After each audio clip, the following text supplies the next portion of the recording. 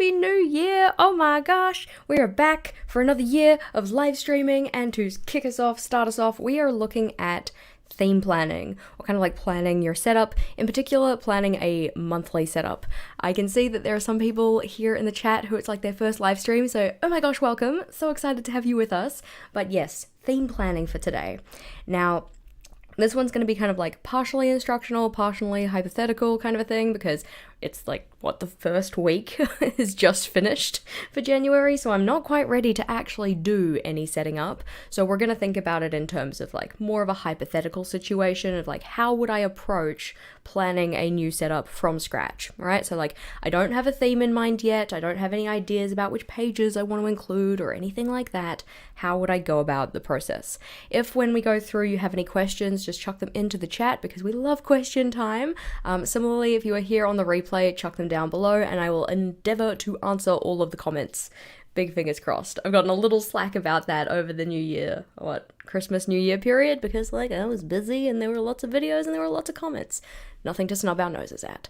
But yes, so the first kind of stage of my theme planning process really depends on, like the stars, the alignment of the stars, because honestly it changes. It really depends on what I've started with in terms of like inspiration, or if there's like a certain element that I want to use or something like that. Sometimes inspiration just hits you like a truck, which is very exciting because then you don't really have to go hunting for it. Sometimes you're sitting there and you're like, I don't know what theme to do. Everything is awful and hard and I just struggle. But we're going to have a look kind of mainly at a process that goes picking the theme first, then deciding on the decoration style and the decoration elements. After that, thinking about your page selection, and then once you've got your pages that you want to include, how do you do your page structuring? All right. So that's usually roughly the kind of like sequence, I guess, of steps that I typically take. But again, it really much depends, because like sometimes before I've decided on a theme, I already know a kind of general decorative style that I want to do. It might be kind of like decorated with, I'm going to say watercolors, even though I don't use watercolors. It could be like, oh yeah, I really want to, use stickers this month, if I'm in Vogel's journal in particular, or I really want to use the color blue or something like that, and then go hunting for a blue kind of, theme that works with that kind of color palette. But we're going to take it from theme first, and then picking out like, what kind of way we want to do that theme in terms of decorative style and elements, page selection, page structure. Cool. This is just here for show because we're not using it. Like, in terms of the themes in this one, we've got this like kind of black and gold type thing with the feather washi tape, which is very pretty, and then the kind of simple green botanicals, right? So quite different executions on a theme, which is also something you'll probably want to think about. Like, do you have the time, energy, effort to expend on doing doodles, or do you just want to go with washi tape and stickers? Both perfectly fine. Life has its ups and its downs. We get busy, we get not so busy, and we need to tackle it in a way that makes sense for us in the moment. So, theme ideas. Now, when it comes to picking a theme, actually finding your themes, there are a couple of places that we need to think about in terms of finding that theme. Like I said, sometimes it just hits you like, boom, inspiration like a truck, right? And those are kind of the nice ones sometimes, unless maybe your idea isn't necessarily easily executed by you, but that's a different problem. So, first step, find a theme. All right, so places that we can check for themes are your head. All right, so are there any things that you kind of have been thinking about you want to do? You head, come on, English, can't do that. We're gonna zoom you in a little bit so you can kind of see what I'm writing as well. Yeah. I know it gets a little bit darker, but that's not so bad. Alrighty. So, find a theme. You can check your head first, alright? So, there might have been a theme on your mind that you've been kind of toying around with for a while. That you're like, oh, I really want to do that. I really want to do that at some point. Well, now is that some point. Yes, take that inspiration and put it down onto the paper. Huzzah. Alright? So, sometimes there'll be one on the top of your mind. That one's nice and easy. It could be that there's something special happening in the month. Alright? So, a special happening. So, that could be something like a holiday that you like to celebrate. It could be, I don't know, like maybe it's your birthday. You want to do a birthday related theme. Love that for you. It could be something kind of like seasonal, I suppose. You know, if it's summer for you or winter for you, then maybe you want to lean into that kind of a thing. Or, you know, maybe nothing special's happening. Nothing special has like kind of sparked inspiration for you. We need to go look somewhere else for the theme. All right. So possibly it could be that you have a supply that you want to use. All right. Maybe you just got a whole bunch of new washi tapes. Like I have like so many washi tapes just like sitting here in the rafters, kind of waiting to jump out and be part of the inspiration. Get out of here. We're still talking about picking a theme, but you might have a particular supply that you're like, oh, you know, this is new. This is exciting. I want to use this. Or it might not be new at all. Maybe you're just trying to use up your stash, which is kind of exciting. You know, actually getting in and using the stuff that you already have. So maybe we go to the washi tape storage drawer or bucket or wherever you keep your stuff, grab out a piece that you're like, you know what, you spark joy right now. I'm going to use you. We're going to do a setup with you. So possibly you could do it based on a supply. Doesn't have to be something like a washi tape either. It could be a particular like pen or pen color or something like that. So the next thing that I kind of consider for a theme, like, is there a particular color palette that I want to use?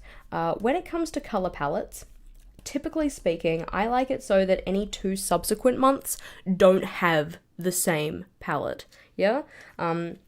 So if I've done like a very heavily green theme in one month, the next month I typically like to do something different.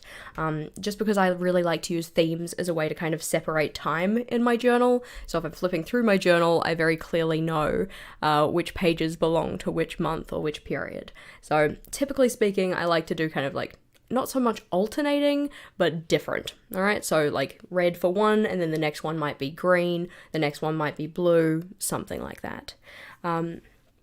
Let's go see. Alrighty, February theme for you is sorted. This is Chinese dragon. Yep, Year of the Dragon for the Lunar New Year. Very exciting. I've seen a couple of those floating around, which look very cool. Let's see. Question. I see everyone using large, wide washi tape. Is that a personal thing, or are they better than the thinner ones? It is definitely a personal choice. I like to have the thicker washi tapes or the wider ones, because when I place washi, I like to do that kind of ripped edge. And if you're starting with a thinner tape and then ripping the edge off, there's not so much tape left over. But if I do a nice wide washi tape, let's see, we'll just grab one out because it's here. Oh, ASMR noises, we don't want that. Rip, rip, rip, rip, rip. Whereas we have something like this guy, right? I can rip him straight down the middle and then have 2 pieces that are still like decently sized and use them in my layout, rather than having to kind of like very gently rip the edge off and then end up kind of like wasting a piece. But it is very much a personal preference. Like, how much washi do you want on the page? How do you like to use it? Kind of a thing. So, color palette is another thing that we like to consider when you're finding your theme.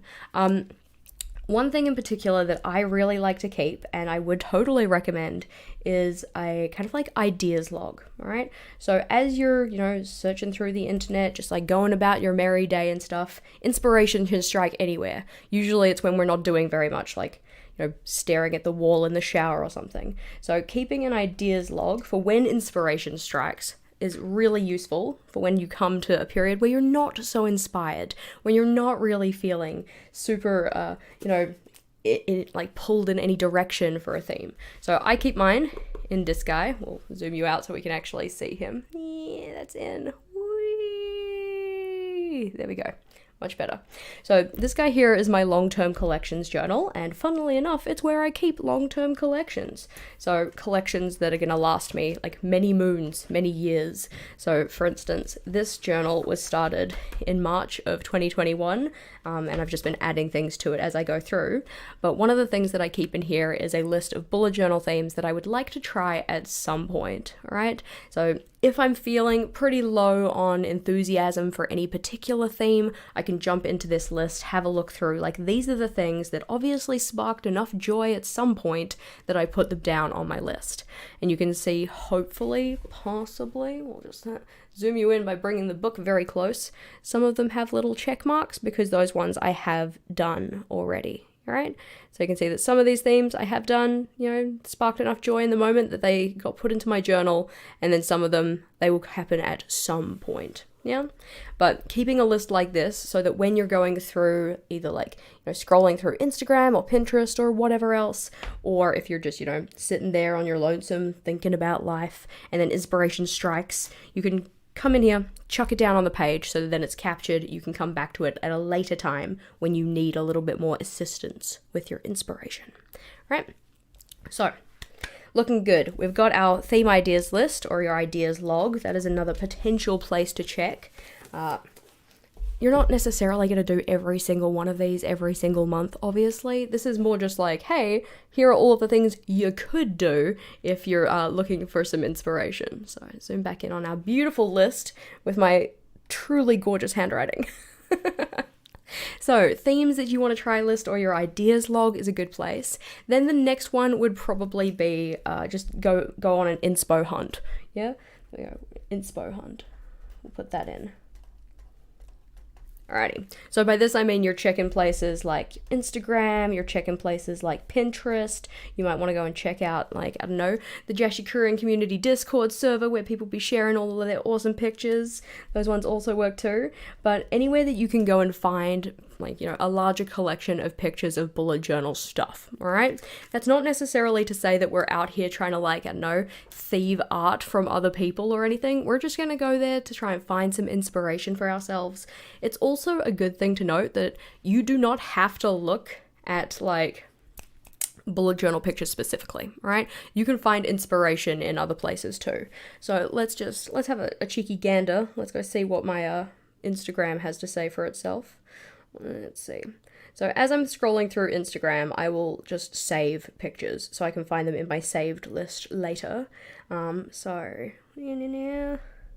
also save reels, so let's just ignore the reels part, but we can look at the other stuff. So you can see these ones here, for instance, this picture here was inspiration for my January setup. Thank you to the coloring glutton. So you just press on your little saved icon here so that you can save those pictures. You can see that kind of winding that she did, and I'm I really like that. I like the color palette that you've used, so I'm going to use that in my setup too. All right, and gave her a heart on this one. I'm very weirdly stingy with my heart giving. I don't know why. But as you scroll through Instagram, as you find more pictures and such, you can just save those to your Instagram saved list so that you effectively have just a little log of inspiration. Hey, look, this one from Bullet Journal by Lena. That's so cute. I love that, all right? Oh, I want to be productive and get out of bed. Okay, we're getting distracted. Get away, phone, get away. There we go. So, inspo hunt. Instagram, Pinterest. Make sure that while you're going through, if you see something you like, you save it for later, all right? Because you and I both know we won't remember. We won't remember that for later. When I was preparing for this stream, I was closing down my web browser tabs. I'm I'll remember to come back to that. I'm I know in my soul that I will not. Anywho, so inspiration hunt sounds good. One of the biggest considerations for finding a theme though, and one that I think is probably pretty necessary, especially at this time of year when we're all feeling okay, not all of us, but a good chunk of us are feeling very excited about the new year period. It's oh yes, I can take on the world, rah rah, fight the power. But it's what you actually have the time and energy for. So right now, when we're at a kind of more motivated state, we have a tendency to bite off more than we can chew and then potentially creatively burn ourselves out. And I don't want to worry you or anything, but it is possible that can happen. All right, so consider how much time or energy do you actually have right now to do your theme, or whenever you're doing your theme, and is the theme that you're going to pick aligned with the amount of effort that you're actually going to be able to put into it. We're going to put effort on that list too. Okay, so for instance, in December, the theme that I went with was, we'll get it out, show and tell. My journals are all in a giant stack, so this is problematic. Somebody should have prepared better. So for December, okay, I knew going into December that I had so much to do because, Vlogmas and all of that. Want to make sure we get all of those videos out in a timely manner. So when it came to setting up my journal, I knew I needed something fairly easy, right? So the majority of this decoration is just washi tape. These were printed onto a paper bag, so I didn't have to do the lettering myself. Mountain designs, I didn't draw very many of them, but they're not very hard. And then green paper, right? not very difficult. This one's a washi tape sticker. I didn't have to draw things myself, all right? So in thinking about that theme selection, like what do I reasonably actually have the time, energy, effort to do right now? And that's not necessarily to say that like you have to avoid a theme just because you don't have time, energy, effort. You can always pare it back. You can do something that's more simplistic, but, and let me know if I'm alone in this, sometimes when we have a theme idea in mind, we have like a very specific way that we want to execute it.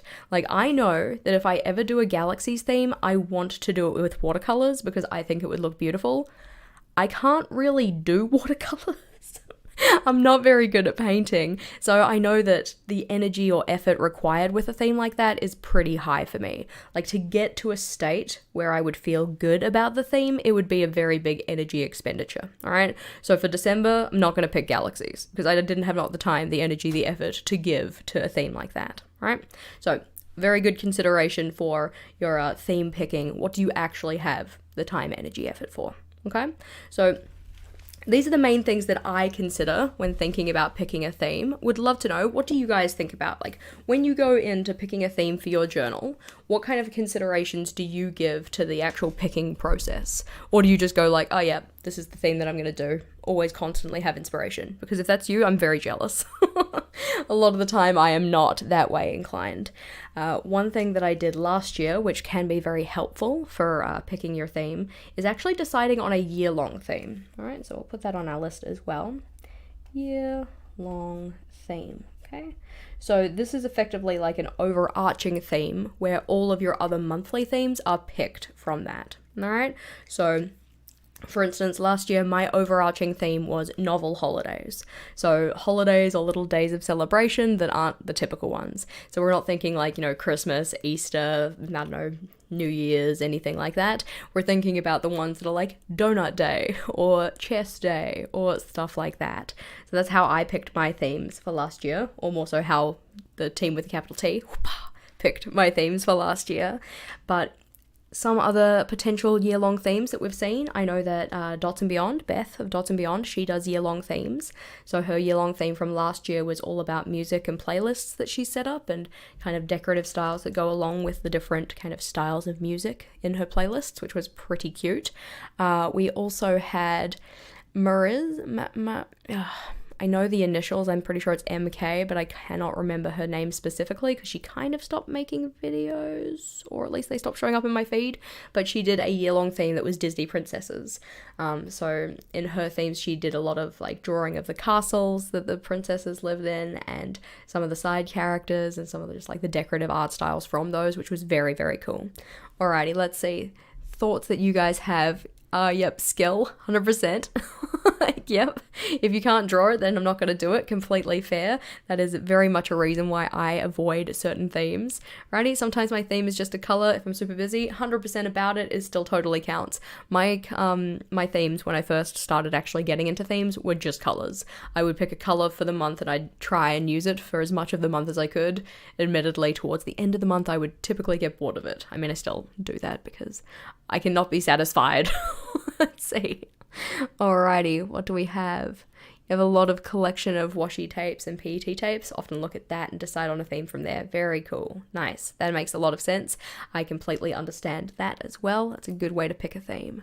Let's see.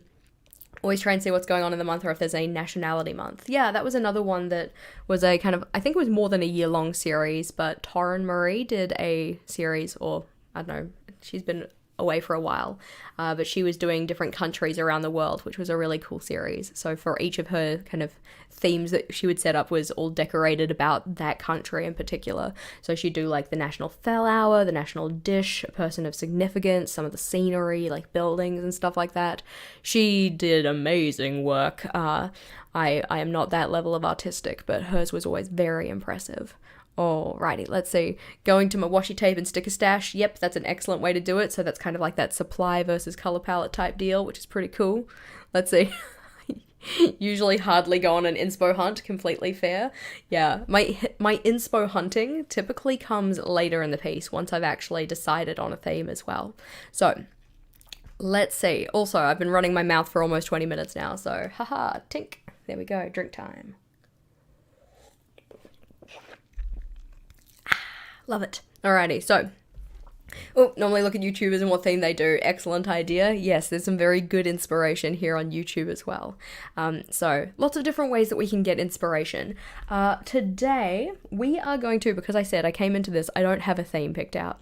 So we are going to pick a theme based on a supply, and we're going to build that theme around that supply. And haha, funnily enough, here's some supplies I prepared earlier.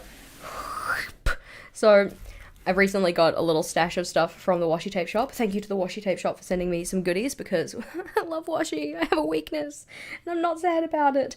This one in particular is a washi tape that you have already seen on the channel before. So we're going to put this one away. This is the set from, I think, Anna of Journal Away designed, and I love this one. This one in particular I use like way too much. So we're going to put that to the side. We don't need this one because that one already has plenty of themes that we've set up with it. But we do have some others to consider. I know you can't see these ones. They're very blurry. But we have a couple of different floral numbers. We've got some birds, and we've got a couple of other eclectic bits and pieces. And then we've got some sets. All right, so this is kind of like, and again, we'll try and make it so that you can actually see it. Can we see that? There we go, that's better. So this one's like an ink koi fish kind of number, which is kind of exciting. I think that's pretty. And then we've got this one, which looks like it's kind of possibly like tea related. So we're gonna pick one of these. Okay, I'm gonna put it out there. I cannot do polls right now. So you guys are gonna vote using left and right, okay? L for left, R for right. So we're gonna pick two numbers. We're gonna pick Team Birds versus Team Flowers to start with, okay? You guys are in Team Birds, you're in Team Flowers, even though there are not enough flowers. So flowers is left, birds is right. What do we reckon? Okay, one for L, one for T, one for R. Okay, that's 1-1. Ooh, contested. Alrighty, that's another for L and another for R. Ooh, okay, that's like 3-5 more for L. Okay, I think that the flowers are kind of winning here. I'm really sorry to the little burbs. Is anybody else like, okay, not me, not specifically, but I've heard of people who are like afraid of birds. Wouldn't want to put like scary ass birds. Alrighty, it does seem that the L's have it, so the L's have won. Sorry, you've been knocked out of the first round. That's okay, burbs. Your time will shine. Okay, and then we're gonna do flowers versus one of these two, okay? So we have the inky kind of like koi fish, kind of, I don't know, tranquility inspired set versus the tea set. I don't actually know how much tea stuff there is in here, but it's the theme, all right? So forever hold your peace. L for the tea set or R for the koi fish. This is a very budget version of a poll. I apologize. Alrighty, so we want left, right, left. Oh, okay, wow. Tea came to play. People are like, yeah, let's do it. I also, R is very contesting this one, so fight. Okay, we're probably gonna go with, yep, there's more L's, so it's T. Okay, so we need to clear the playing field. Alrighty, so this is me clearing the playing field so that I can see the difference between the two. Okay, so it's going to be T on the right versus flowers. And we're not going to use all of these, just so we're aware. It'll only be one. So we have T versus flowers. Let me know, which one do you reckon? Is it left or right?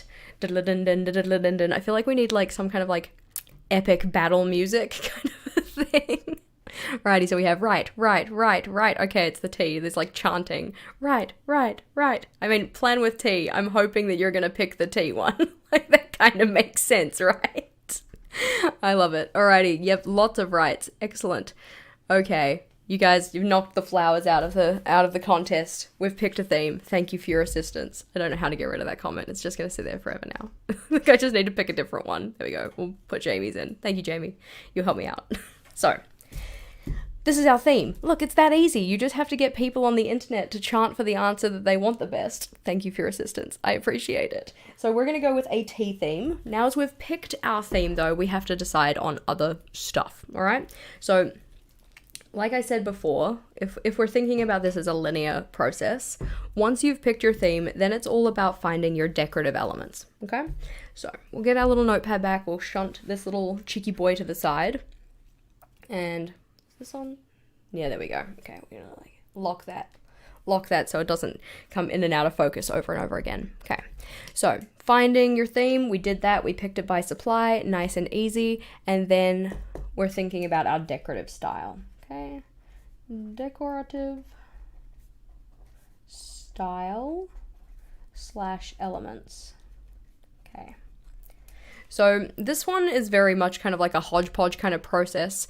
Oftentimes I try and start with things that are in my own mind hole before I try and go and find inspiration online. But the general things we're trying to find here, we're trying to think about what kind of like pieces of decoration do we want. So that could be like doodles or, I don't know, drawings, other decorative pieces, yeah, is one of it. So kind of like, you know, actual kind of artsy elements that you're going to put in there. It doesn't need to be super artsy, but like, you know, general pieces like that.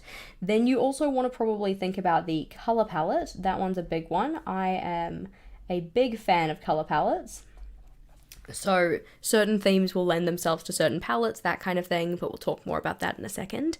And then also any types of lettering or fonts that you want to use, because certain themes will be kind of enhanced by using certain styles of lettering, whereas other ones you can go with something a bit more generic and, you know, it's fine. I mean, technically speaking, for anything, you could go generic if you want to. You could have just picked your color palette and then be done for the month, and you don't need to do any of this.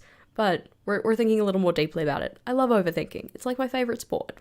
Alrighty, so in terms of the decoration though, we're thinking about doodles, drawings, decorative pieces, we're thinking about the color palette, we're thinking about the lettering and fonts. Now, how you actually approach this very much depends on how you decided on a theme to start with. Because we have picked a supply, it means that we're going to be picking things around that supply. If you've just got a general theme, for instance, let's just say that you went with the theme of whales, yeah? Like the animal, not the place. Sorry, Wales. So let's just say that you're going with a Wales theme, all right? So you haven't started with any kind of supply, any kind of like, you know, special happening or anything like that. You've just decided Wales is my theme, okay? In that case, the way that you approach building out your Wales theme is going to be a little bit different to how you would approach one that you start with a particular supply. Because if we think about the way that we do a Wales theme, like what color in particular comes to mind when you guys think of Wales? Like if you were going to do a Wales theme, what is the kind of like main feature color that you would probably use for Wales? With an H. Whoopa.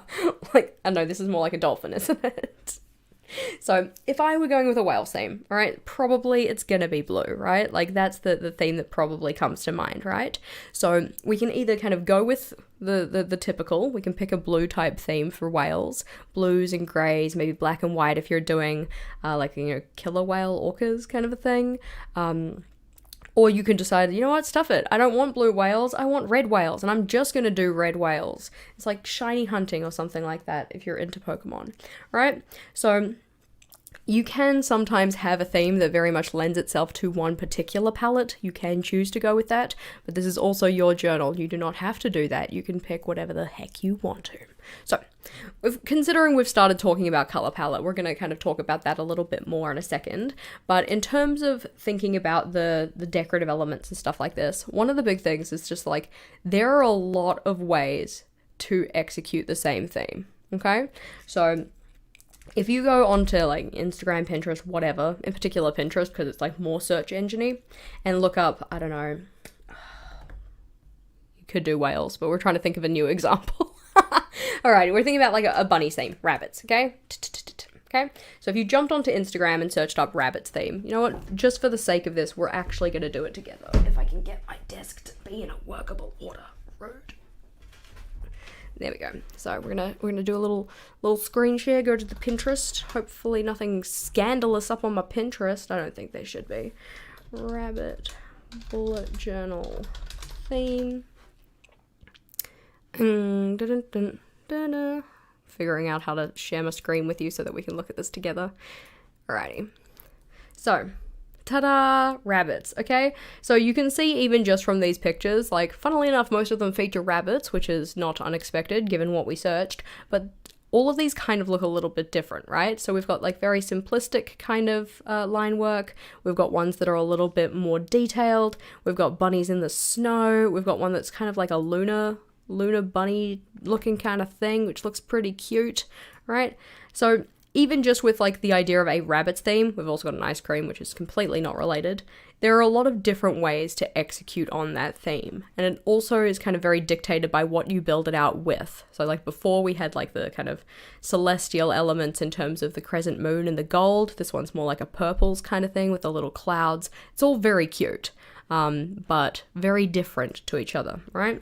So because there are so many different ways that we can execute on a theme, typically speaking in this stage, it's better to pare down than it is to open up to everything. Okay, so with that in mind, thinking about our decorative pieces, so things that I like to consider are, any kind of just general leanings. Is there any way in particular that I like want to execute this theme? So wants. Very important, because again, like if you like the way your journal looks and if you enjoy being in your journal, you're more likely to use your journal. All right, that's just the way it is. So if you have any kind of particular wants or pushes to do a theme in a particular way, that's a good place to start. Okay. What another thing to consider is like what is actually in your wheelhouse, like what does your skill level dictate? Okay, like I said before, if I'm going to do a galaxies theme, I want it to be watercolors. I do not currently have the skill required in my watercoloring ability to execute the theme the way I want to, okay? So if I were to do a galaxy theme right now, I would probably have to compromise on my vision, which is why I'm not doing one. But anywho, okay, so what's in your wheelhouse, what's within your skill level.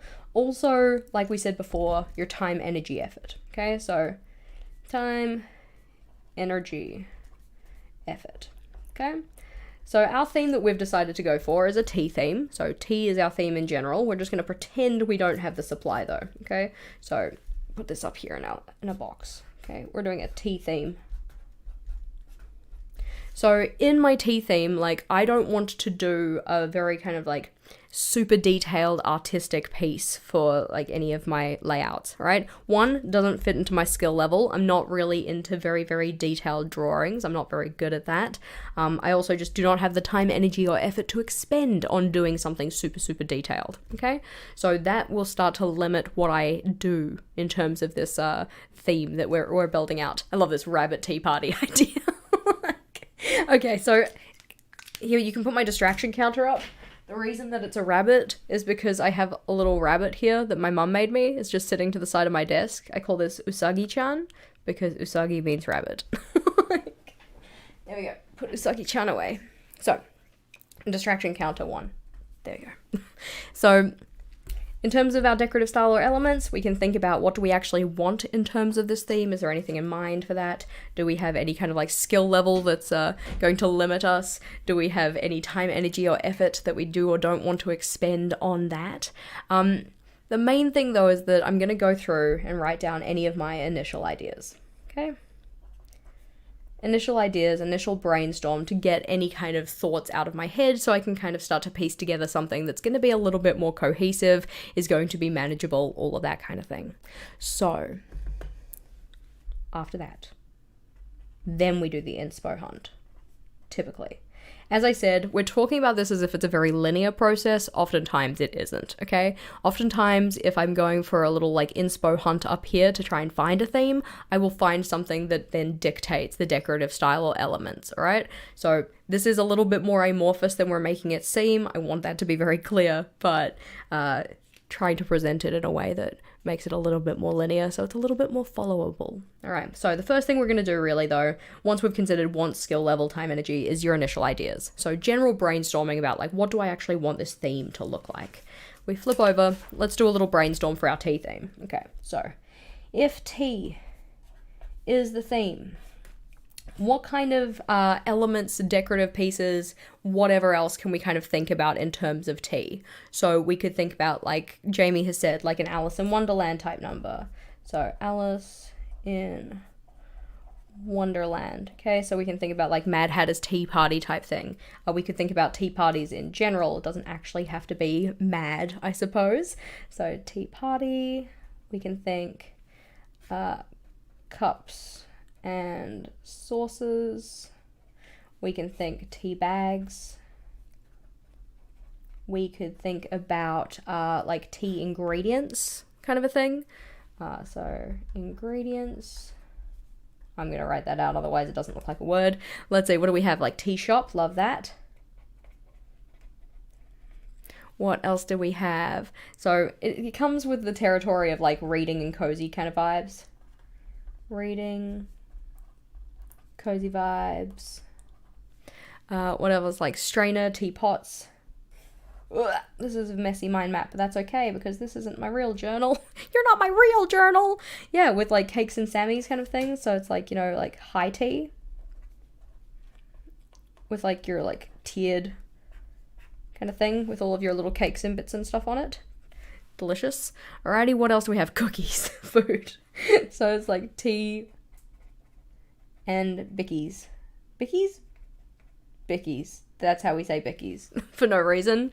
I don't know how to spell that. But let's see, what else do we have? Like milk and sugar, food, cookies, cucumber sandwiches. Oh my god, why are we talking about this? I haven't eaten today. This was the worst idea.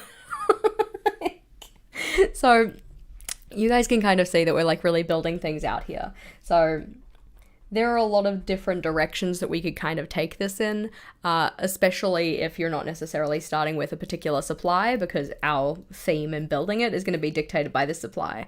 I sincerely hope that there's enough tea stuff in here to actually satisfy the tea craving that everybody seems to have now.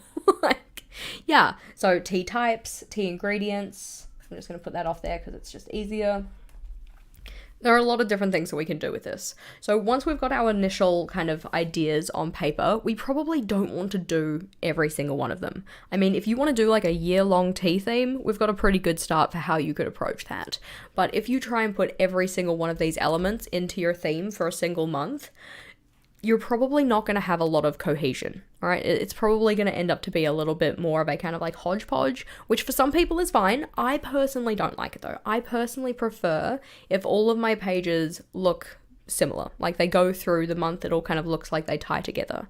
And the way that we tie things together, like we said with this kind of stuff, is thinking about the same types of doodles or drawings, the same color palette, and the same kind of lettering style throughout all of the pages, okay? So these are the initial ideas. So this is mainly for our decorative elements in particular. You can also do a similar type thing for like your color palettes. You can do a similar type thing for your font designs and stuff as well. Okay. Now, once we've gotten our initial ideas out on the paper, then we can start thinking about an inspo hunt. Typically, I like to do the initial ideas first, mainly because I share my journal online with you fine folks. So I want to make sure that I'm bringing things that are kind of like, I don't want to say like unique or original, because like what the heck is unique and original these days, but more so it's like I want to know that I did it before like going and finding somebody else that I've like copied. You know, having said that, I just scratched my microphone. I'm so sorry if that was loud, so rude. Having said that, I totally did, you know, get a lot of inspiration for my current theme from the internet, but we give credit where credit is due. Now, so Pinterest is probably my preferred space to look for inspiration for a theme, mainly because it's more of a search engine than Instagram is. When I'm going through Instagram, like scrolling in my daily life, yes, 100%, I will like pick up pieces of inspiration as I go, but if I'm coming with a particular theme idea in mind, unless I can specifically think about something that I've saved from Instagram that would be related to it, usually I will hit up Pinterest first. Okay, so we're gonna go back over to Pinterest. We're going to look at Tea Bullet Journal, and we're gonna share it with you in theory, if I can figure out how to do this. This is like the first time back for this year in terms of live streaming, and I'm just like, oh my gosh, what even is live streaming? How do I even do this? Alrighty, Pinterest. So, ideas for tea themes, excellent. So we've got like a lot of tea bags, which is like super cute. Oh my gosh. We've also got like little cups hanging up in a mood tracker.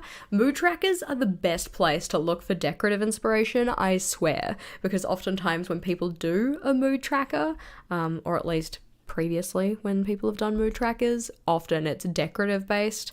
That's cute as heck. Look at the little cups. Look at all the different styles hanging up. So cute. Alrighty. I love this. I almost want to do a tea theme for February. Yeah, fair. Like talking about it this much, I'm like, now I want to do a tea theme. I've technically done a tea theme, but mine was more like a tea bags theme. But anyways. So we can see like, you know, this kind of more big decorative piece in the front. We've got this very cute like looking teapot design type thing from Plus Lars. What else do we have? So little decorative pieces, kind of like darker themes and then more pastel themes, and then this guy with the like grid in the back, which I think is just their journal paper, but it looks very effective. I like that they've got their theme, their key on these little like paper bags in the middle there. I think that looks very cute. So a lot of different ways that we can do this. Also, you can start to think about themes that are kind of adjacent. So if you want to do a tea theme, you could also look up coffee theme inspiration, right? Some things will not be relevant. Some things are going to be like, coffee beans or like, very like coffee specific kind of, I'm going to say paraphernalia. Oh look, event season. I don't care. I don't want that. We can also start to think about like bubble tea. So it could be like, are we going to do like a tea or like an iced tea theme? All right. So this is a good place to start looking for more inspiration if you want to kind of add to the list that you've already started to form with our little brainstorm. Okay. And as you look through those things, you might pull out certain elements that you're like, oh, I really want to include that in my setup. I think that would be really fun, even if it's not necessarily in exactly the same way that they've done it. All right. So for instance, we saw the little hanging cups on the on that mood tracker type layout, and so possibly we would, we've got like the little cups that were all hanging down. There we go. That's a cup. Don't be fooled. It might just look like circles and blobs, but it's a cup. So maybe we want to do this kind of element somewhere in the setup, but not for a mood tracker. So possibly we could think about like, oh, I want to do this like on my monthly calendar, and then in the cups just have like the initials for the different days of the week, or I could use it for a header, or I could use it just like tucked into a corner somewhere for some kind of decorative elements.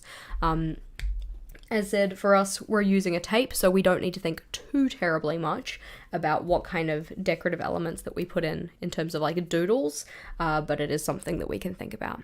Alrighty? As we go through, if you've asked a question and I missed it, please do let me know, because I know that this is kind of an amorphous process, which makes it a little bit hard to explain in a way that is kind of super kind of followable linear type thing. So if you have any questions in particular, you just let me know. Okay? So I think it's time for a drink. Tink.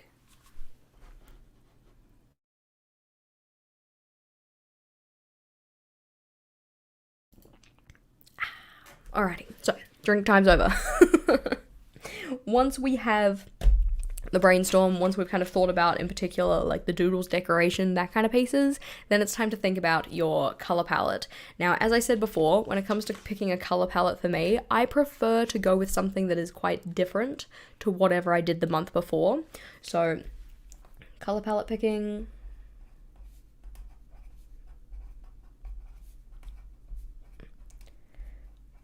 Considerations are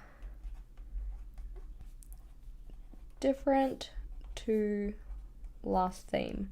Do you have to do that? No. If you want to have an entire journal that's just blues, pinks, and purples, then you go for your life. 100%. It's your journal. I do not mind about that. And if it makes you feel good, then heck to the yes. Alright?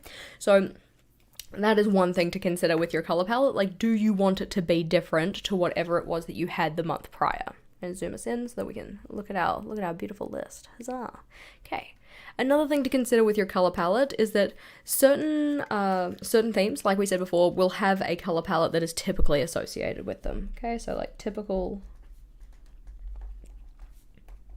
color palettes.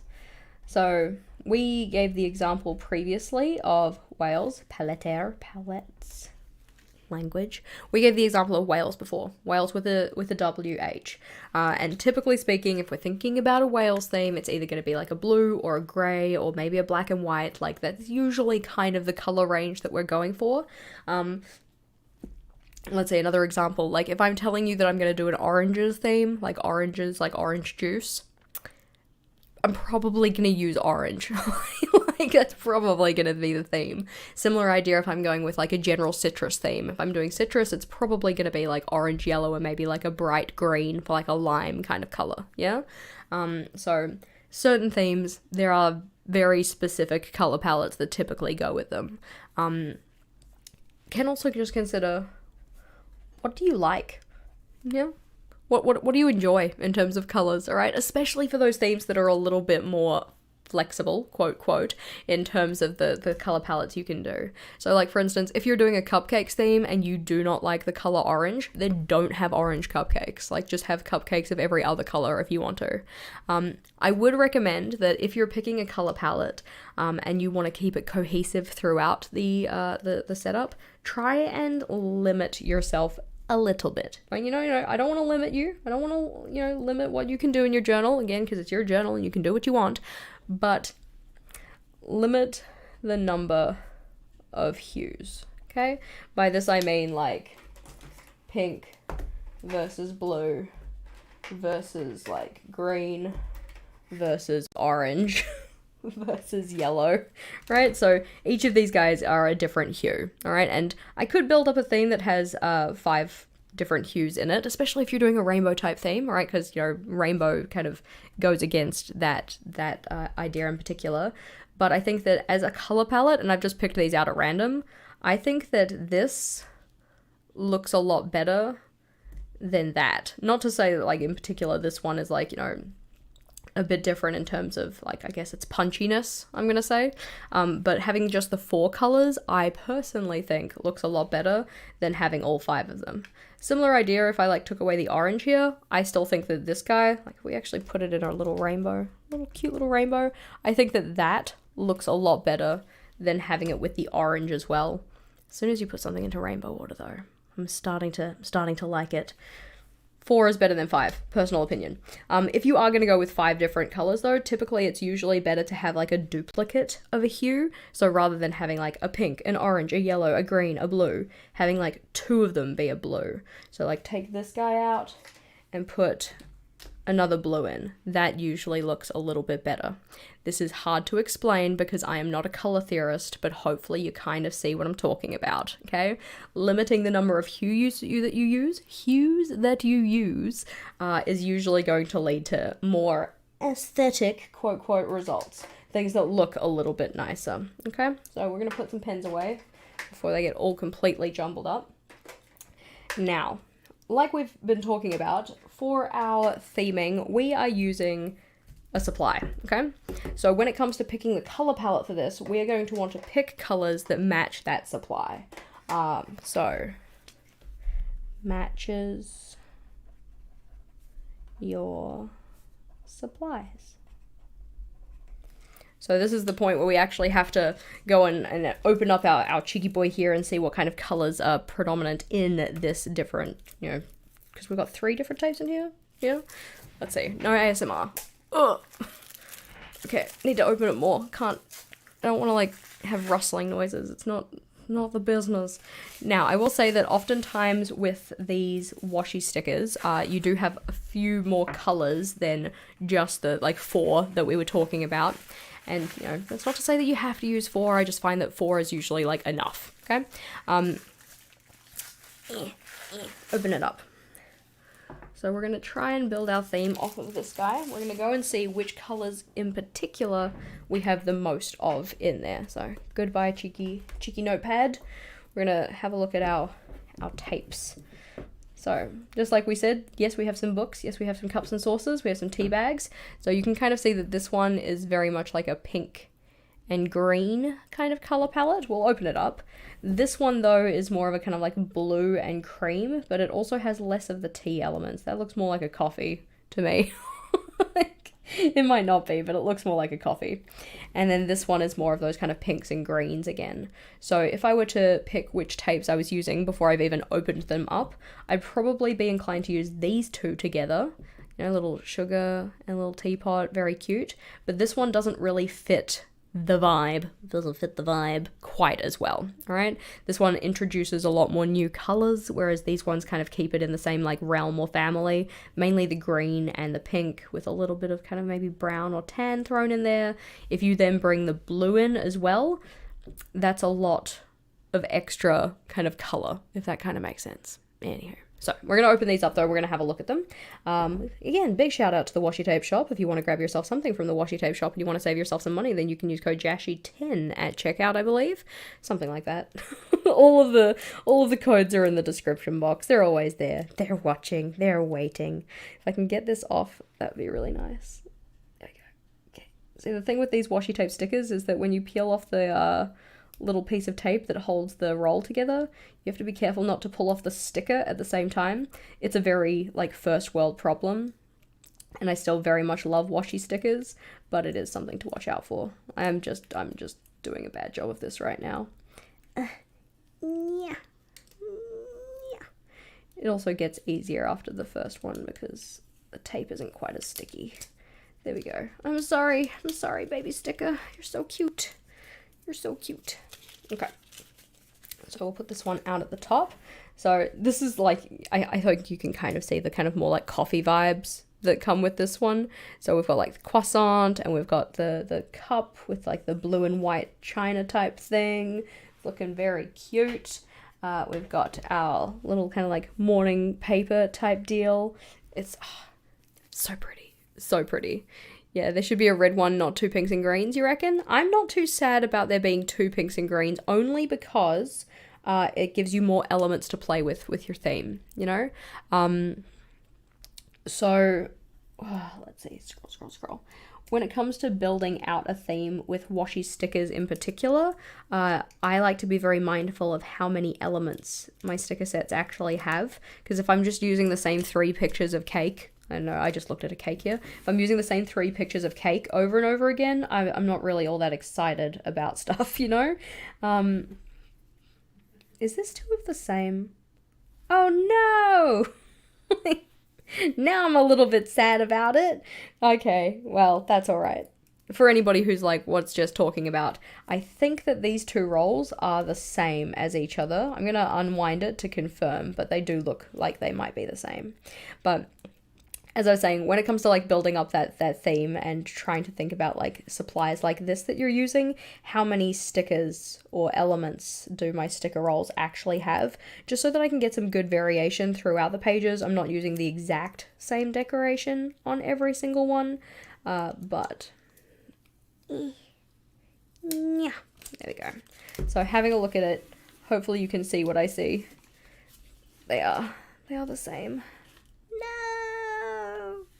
So in terms of the pieces or elements in these 2 tapes, we have identical ones. But hey, at least it means I have a bucket load to use, even if I don't have heaps and heaps of like different elements.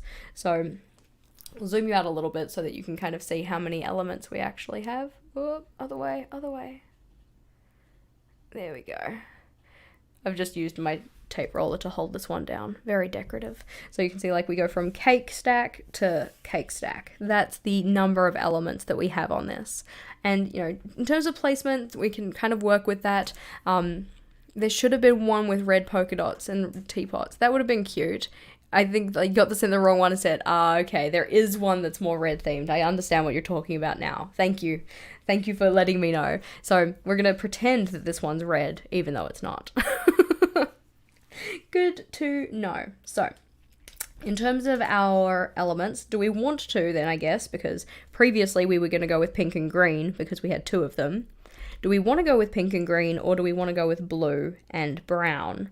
My personal thought is going with the pink and green, just because this looks a lot more like tea, and that looks a lot more like coffee. What do you guys think?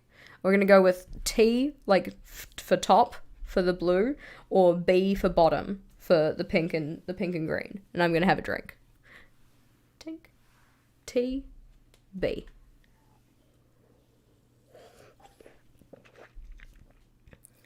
Alrighty, ooh, 2 for T, 1 for B. Ooh, B, B, B, T, T, T. Ooh, B, B, B, B, B. Alrighty, it looks like the B's have it. Sorry, Team T. I do think that, like, as far as color palettes go, you know, if I'm going with, like, personal preference, because, again, like, you know, we said, in terms of picking your color palettes, you want to go with whatever you like.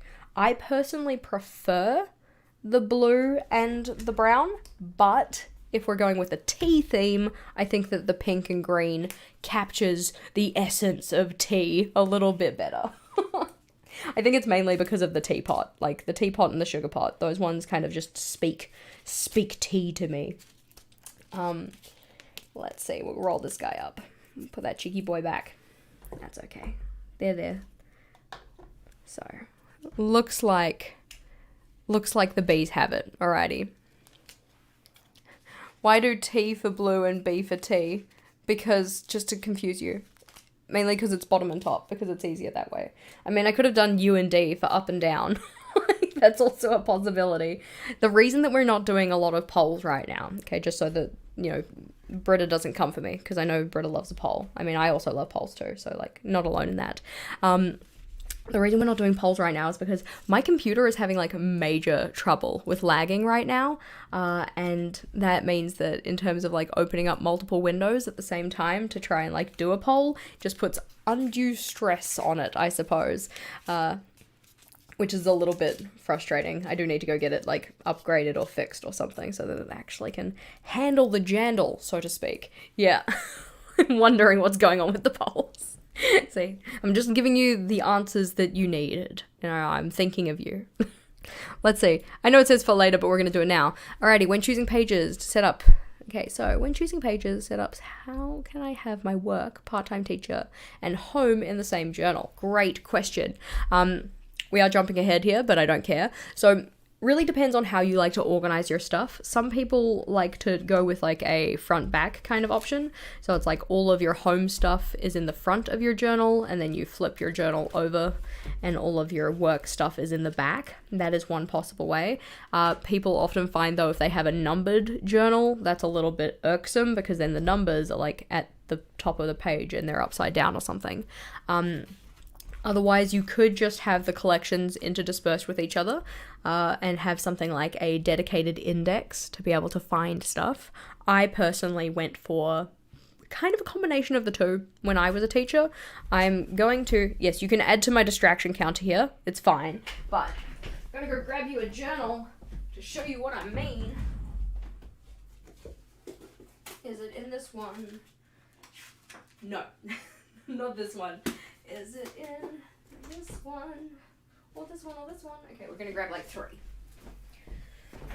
So, very much depending on what the layout was, I would put it in different places in my journal. So, when I did my like initial journal setup, I would typically put teacher-related stuff possibly in the back, depending on which journal it was. So, for instance, in this journal, I decided that for all of my lesson planning stuff, I was going to have that in the back of the journal. Okay, so regular monthly kind of stuff in here, like, you know, regular monthly setup or whatever, and then in the back, this is where I would put my topic plans so that they were a lot easier to find. So if that's something that you can, like, work with, you could possibly have, like, your schedules for school-related stuff in the back, or, like, you know, work-related stuff in the back, depends on the kind of layouts you need to use. Otherwise, you can just interdisperse them. Like, let's see, technically speaking, I don't think I have anything particularly work-related in these pages. Every so often, though, I do like a before term X kind of like checklist, and that would just go in the bulk kind of portion of my journal rather than at the back.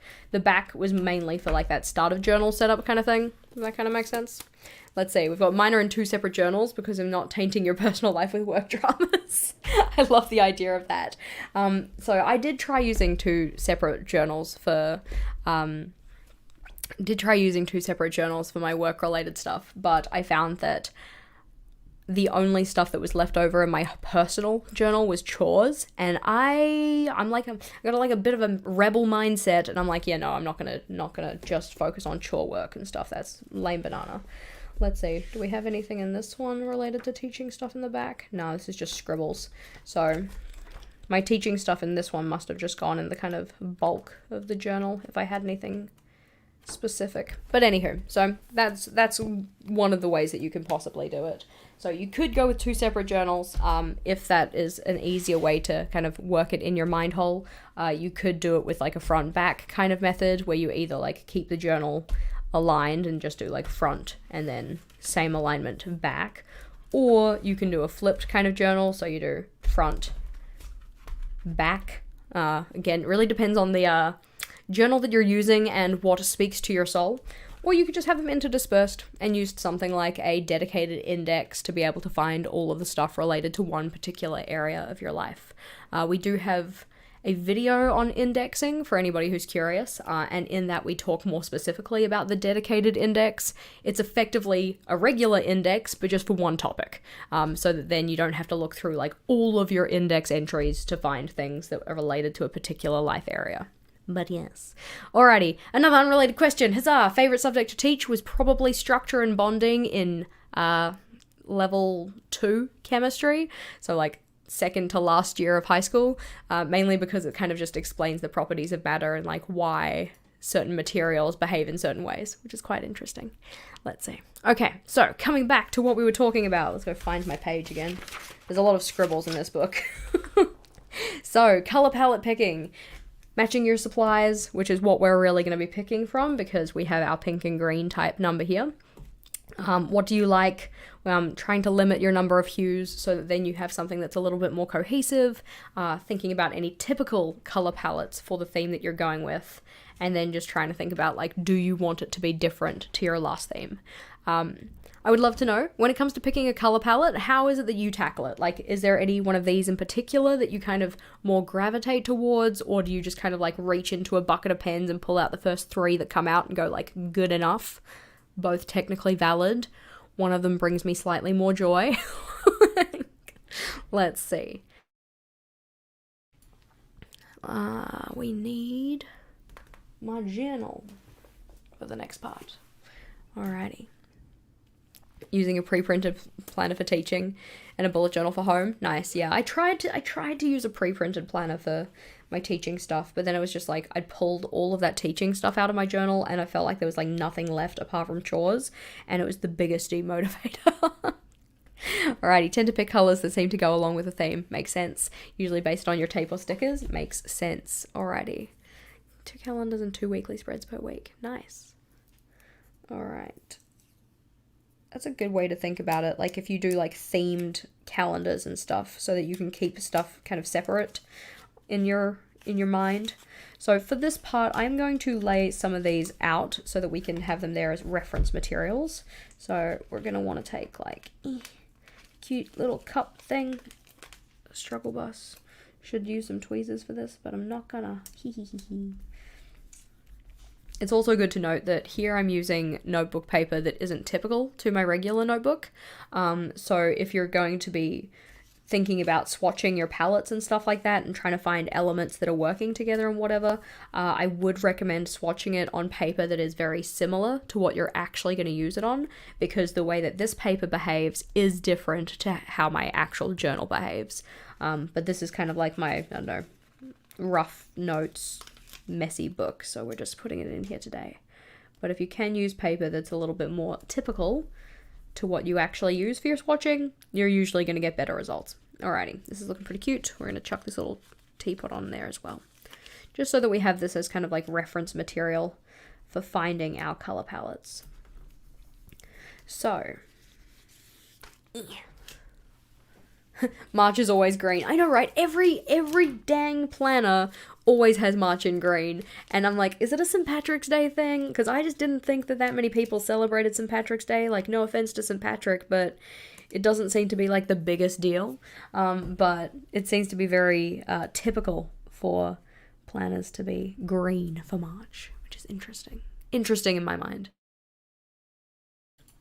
So, now as we have some elements that are looking pretty cute here, we have effectively put them on here just so that we can more accurately see their colours, so that we can start to pull out colours that are related to this style of decoration that we're using.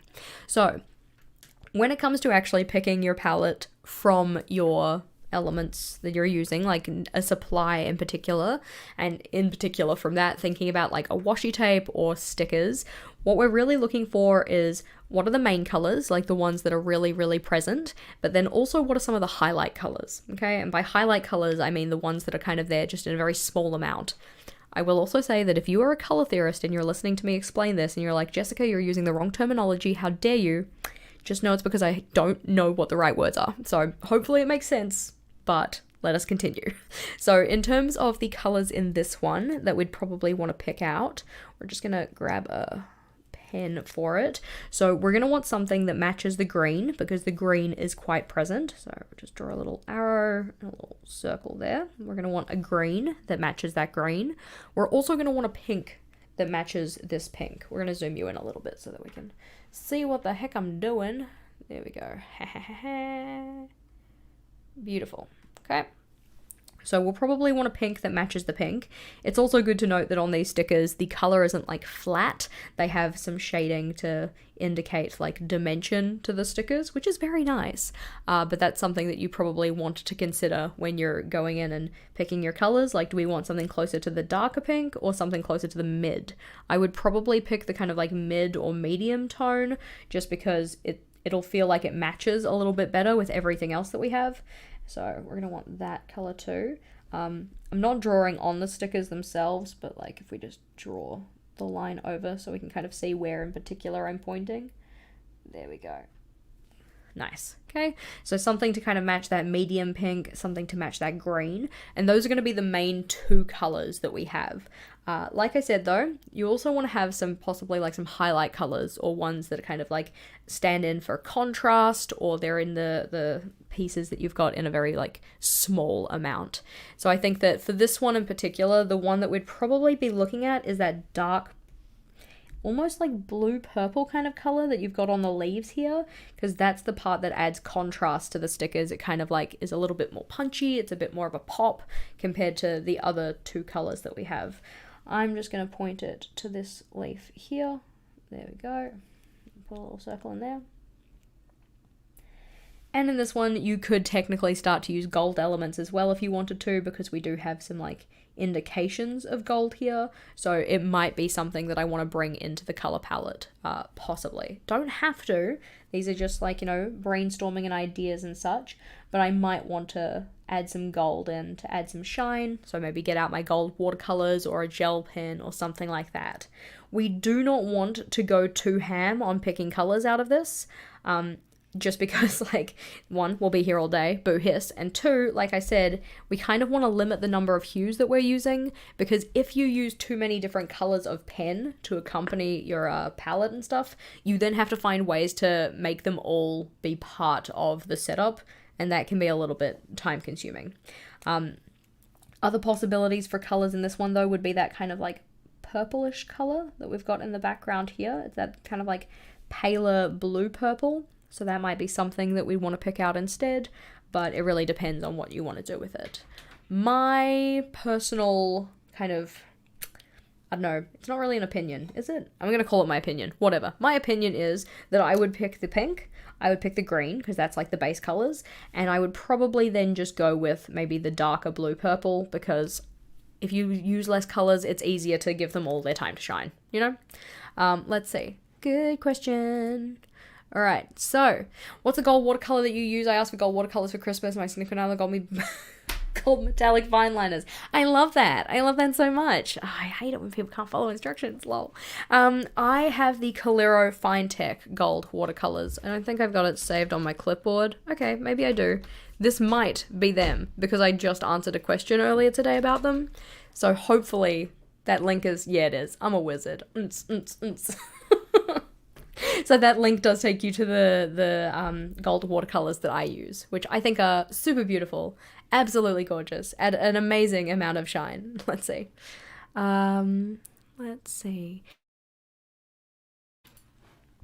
Alrighty, let's see. Paper Shire, Tempted to Dragons, Paper Shire Story.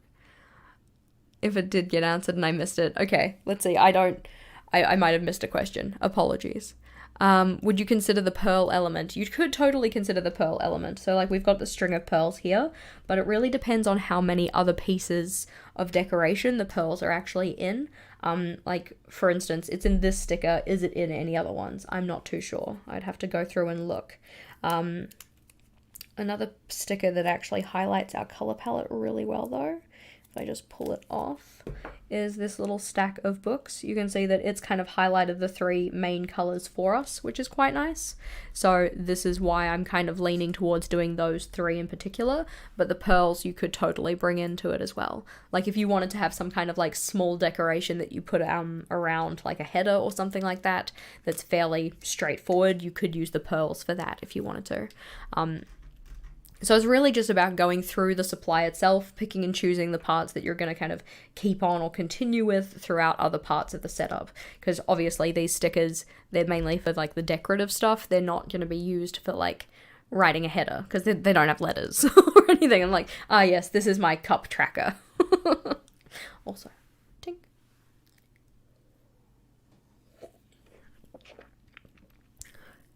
There we go. I like that point. Yes. Alrighty. Having too many colors makes the layout too high maintenance, yeah? So that's also what we're going to kind of talk more about when we come to the page structure. It's like, what can you realistically keep up with? If you make a layout too complicated to use, you're much more likely to not keep up with it, not check in with it. Alrighty. So for this part, we are going to zoom you back out so that we can start to have a look. Because now as we've picked out the kind of general colors that we want to have, we now need to start comparing this to our supplies, okay? This is where having pen swatches is really bloody helpful, especially pen swatches on notebook paper that is similar to what you typically use. So because I use Archer and Olive journals, I have all of my swatches done in an Archer and Olive, okay? So for this part, effectively what I like to do is I just take my journal and go to my color palettes and say, okay, which ones are actually a match? So I'm thinking like, okay, maybe 723 is a kind of close match to this guy here. Maybe that green is kind of like 243 type of a thing. I have a tendency, this is very much a Jess problem. I have a tendency to come to my Tombos and only look at my Tombos. But if, like me, you have many collections of pens, you also probably want to go and check it against other colors. Now, one of the things that I have in my journal that has been such a huge help, the biggest help for actually picking out color palettes where the pen colors match the other supplies, is doing my swatches by color, okay? So like all of my red pens, all of my orange, all of my yellow, you get the idea, okay? So rather than going to a specific brand of pen, for instance, like acrylographs or Tombos, and trying to find my color match that way, going to these guys is a lot more useful, because oftentimes I will have a pen that's pretty close in the Tombow, but something that's even better in the in like, I don't know, a Calligraph or a Crayola Super Tip or whatever else. Let's see. What would you do if the color changes like the pink? So I mentioned this one before, but if we can we see this? Can we see this? So the pink in particular, for instance, you can see that kind of like shading or like change in the color. Like for instance, you've got the kind of whiter portions where the cup is kind of like, you know, hitting the light, and then the darker colors where it's in shadow. I personally just pick the mid color, like the medium color, because often it'll look like it matches the best. But you could also pick another part of the gradient if you want something maybe a little bit more punchy or a little bit lighter. Like, really just depends on what looks good to your eye. A lot of what I'm talking about here is because this is how, like, I think things look good. If you prefer to just, like, take your stickers and be like, you know what, for all of the other elements, I'm just going to use pink, that's totally fine as well. So yeah, I would pick the medium of the color, like, whatever's kind of the middleist of the range, but you can just pick, you know, the darker one or whatever else if you prefer. Let's see. You made it to a live. Yay, hi! So, let's see. Like we said, I'm thinking for the green it's still probably going to be that kind of like Tombow 243 type color. We do have like maybe soft mint that could also possibly be a contender. I'll often bring my journal to wherever the color is and try and color match it that way. I'll also say that on camera, these matches may not look as good. You know, you want to put yourself in some good lighting so that you can actually see what you're doing. But once I've started to pick out ones that I think are pretty good contenders, I'll grab those pens out and swatch them on something like this or on a separate piece of paper before I commit to using them, just to make sure that I am happy with it. So, do I have a spare piece of paper? Sure. this one looks like it's spare enough. And we said possibly 243, so we can do a little color slice of that. And then another possibility for that one, because this is possibly maybe like a little bit too minty. I want to find a green that's a little bit more yellow rather than blue. So could go through and try and find something that's a little bit more yellow. Now, let's say maybe like soft mint in the Archer and Olive calligraphs, but I don't have those organized very well. So this part is very much a little bit of like trial and error. We are so lucky it was on top. I mean, not so lucky because now all the pens are falling out of this pencil case. I need to get some better storage for my calligraph so that I can actually see all the colors. Oh no, they're all falling out. They're all falling out. There we go. Okay, we're safe. Whew. But in swatching them on something that I can then bring closer, I can actually see if I like the color. So put soft mint down. So hopefully you can see what I see, that there is a difference in tone here. Like the Tombow one, which is this guy here, is a little bit more blue, whereas this one's a little bit more yellow. And I think that that yellow color matches our teapot just a little bit better. Yeah? At least, like, that's what it looks like for me. Like, there we go. I think it looks better that way. Okay? So for this one, we are going to use the soft mint in the calligraphs. We'll just color in our little circle here. There we go. Soft mint.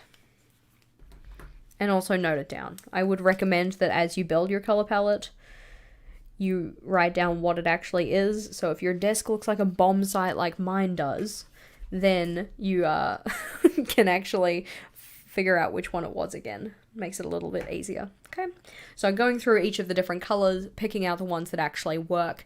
Another thing to kind of think about here is which type of pen is giving you that color. So oftentimes in my journal, I will usually use brush markers for pretty much everything, except for when I'm doing like dot lists, and that's when I'll use something like a dot marker. Now, finding a color match in your dot markers is going to be a lot more difficult because the color range on those is usually a lot more limited. So usually you can find something that's either close enough, which I don't know if I like that, or something that just kind of like matches. It looks nice with the other colors. This is very subjective. It's very much up to you, but I find that I'm not often able to find an exact color match, so I'll just find something that looks pretty with the stuff. Yeah. All right. So we need a pink. We're going to take ourselves to the pink palette, and have a look alongside this guy. I'm going to just speed our process along here and say that I'm going to use this one, which again, you can swatch onto your little piece of paper and actually color match it.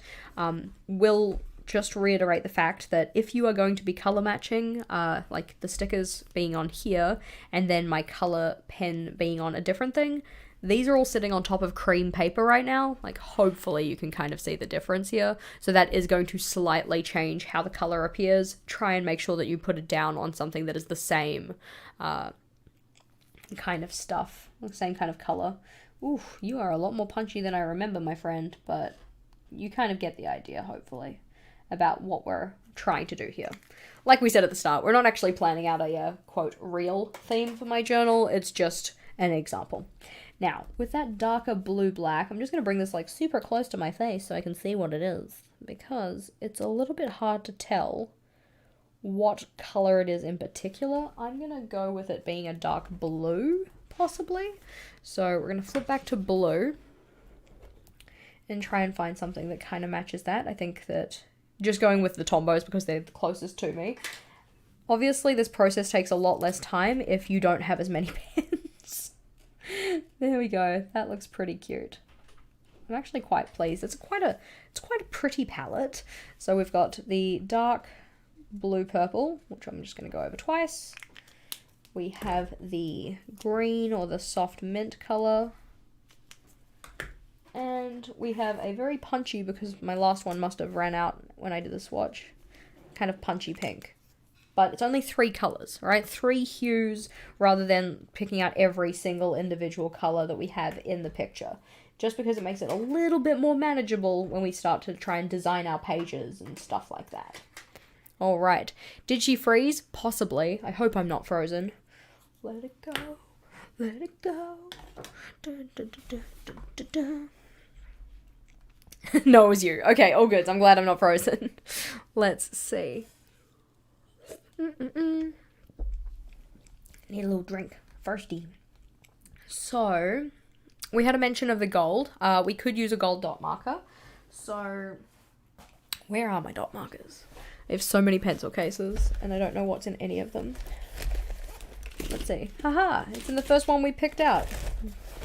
The stationary lord has smiled upon us today. So we could do gold for that. I will say that this gold versus that gold, there is a distinct difference in the kind of undertone of it. I don't know if you can really tell, but this, well, calm down, Jess. This one is a lot more kind of warm golden. And this one is more like, I'm going to say a green yellow. Hopefully you know what I mean by that. Like, hopefully you can kind of see what I mean, but it is a very different tone. If I were to do this with the watercolors though, which is my beautiful messy palette, I would probably open it from the correct side to start with. Oh my lord.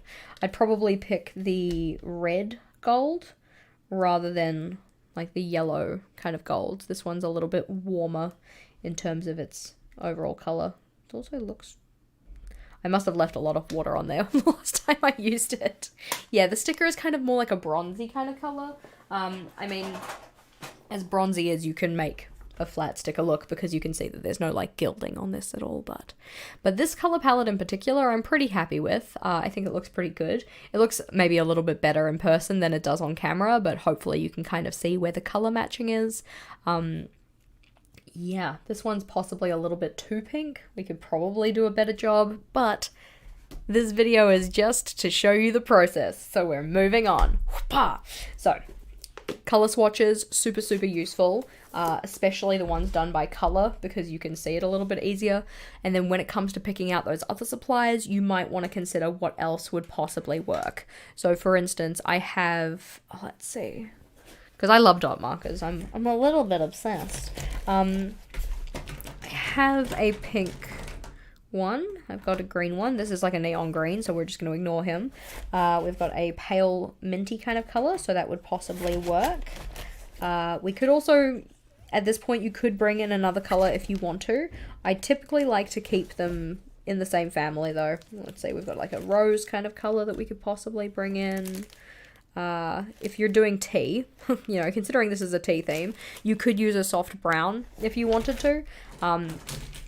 Oftentimes when I do anything related to tea and beverages and those kind of like cozy vibe type themes, I usually like to use Tombow 990, wherever he is.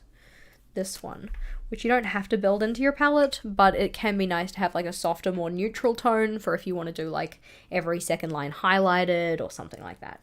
So in terms of the different dot markers we've got like this pink here, which is a kind of like soft pink, which actually seems to match quite nicely to the cup itself.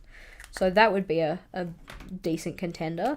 And then we've got a pink that's a little bit more punchy, which kind of matches the pink that we've picked out like a little bit better. Still not a good match by any stretch of the imagination, but still.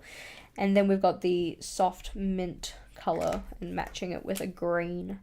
And I think that this green is probably the better match for it. So if I wanted to use a dot marker in my setup, I also have some options for that as well that I could use. All right, so do your swatching ahead of time. Give yourself the opportunity to look through them and check them and, you know, see what actually works for you.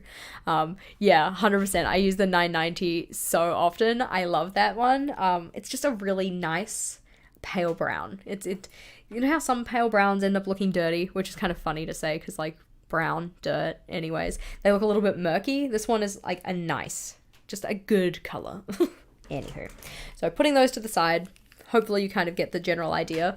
Are there any questions about the color paletting process? Because this one is a little bit more haphazard. You kind of just go through it, and a lot of chopping and changing and trying to find stuff that matches and works. And it's also very subjective. Like, the things that I like to put together are going to be different to the things that you like to put together. So for instance, I can be quite happy with this palette. I like the contrast. I like that we have the green and the pink, which are kind of in a similar like value, family, whatever. Whereas we've got that kind of nice punchy darker blue. I think that looks really good, but some people would see these three colors together and be like, no, not for me, absolutely not. But let me know if you have any questions. Even though it isn't on the stickers, what about tea color? Yeah, exactly. So I was thinking like maybe like a pale brown. Depends on the type of tea you like. Depends on if you like a very dark tea versus a milky tea kind of a thing. But yeah, you could bring more kind of tea colors into this. You do not have to pick your color palette just based on the material either. We've just kind of done that because we're using this particular material and it offers a lot of different colors. All right, so do you have the general rule of thumb about number of dark versus light colors in a palette? Not a rule specifically, but I do like to make them... Okay, it depends. It depends on the theme. So I either tend in one of two directions. Either it's a match, so if I have 3 dark colors, I'll have 3 light colors kind of a thing. I say colors, I'm usually thinking about like in terms of a hue, like just 2 different hues. So it could be like a dark yellow and a dark blue, a medium yellow and a medium blue, and a light yellow and a light blue. So that's one possible way to do it. Or I will go the complete reverse and I will have like 1 dark and 3 lights, or like 1 light and 3 darks. Usually I only pick I'll pick more light colors than I'll pick dark colors, just because it's easier to write on top of light colors. And when I say light, I also include like brights in there as well. Okay, so let's see if I can nab you an example, because we love a good example. So, piddlink, piddlink, piddlink, piddlink. This one was for this palette here. You can see the ones that I actually ended up using because I've put tick marks next to it. So in this one we had a dark blue and a dark yellow, or like dark-ish yellow, and then a medium of the yellow and the blue, and then a pale or a light of the yellow and blue. So that was like a very balanced, like 3 versus 3.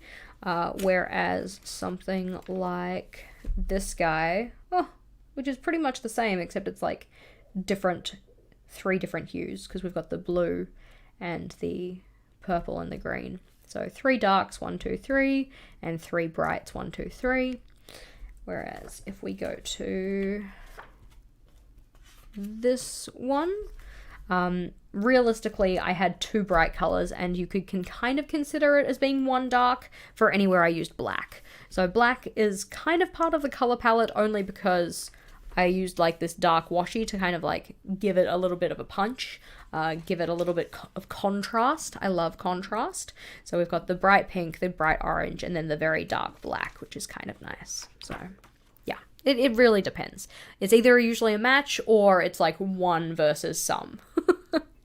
Let's see. Have you ever done a theme starting with something like waterfall tabs instead of supplies? Yes, 100%. So like we mentioned kind of like at the very start, so if anybody came in partway, you might have missed it, but when it comes to picking a theme, or the process that we're talking about, it's often not linear. It's not the same every single time, okay? So sometimes I will start with a theme, whereas other times I will start with something in particular that I want to do, either in terms of like page decoration style or like an artistic style or something like that. So it might get to a certain month and I'm just like, you know what, this month I really want to use gold watercolors. Like I want something shiny. And then I will go and find a theme based on that. Or, like you said, I really want to start with waterfall tabs instead of supplies. And that is exactly what happened in, what was it, October? In October of last year, I was like, you know what, I really want to do waterfall tabs. So that was the kind of thing that I was starting with there. So started with my waterfall tabs. This one, it's a little bit different for me because obviously the team members, team with a capital T, they get to pick the themes that we do.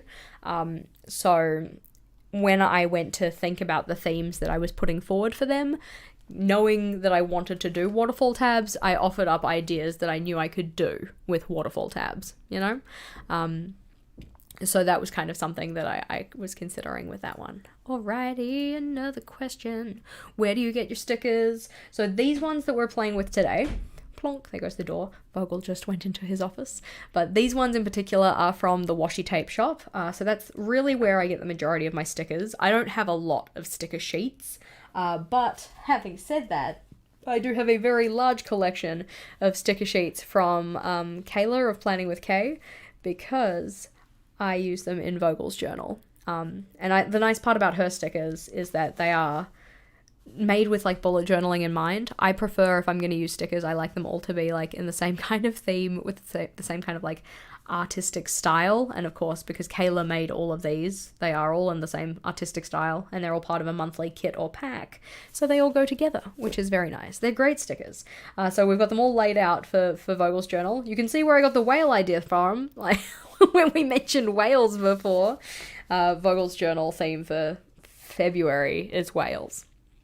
But yeah, outside of that, I don't buy a lot of stickers, only because of the way that I like to use them.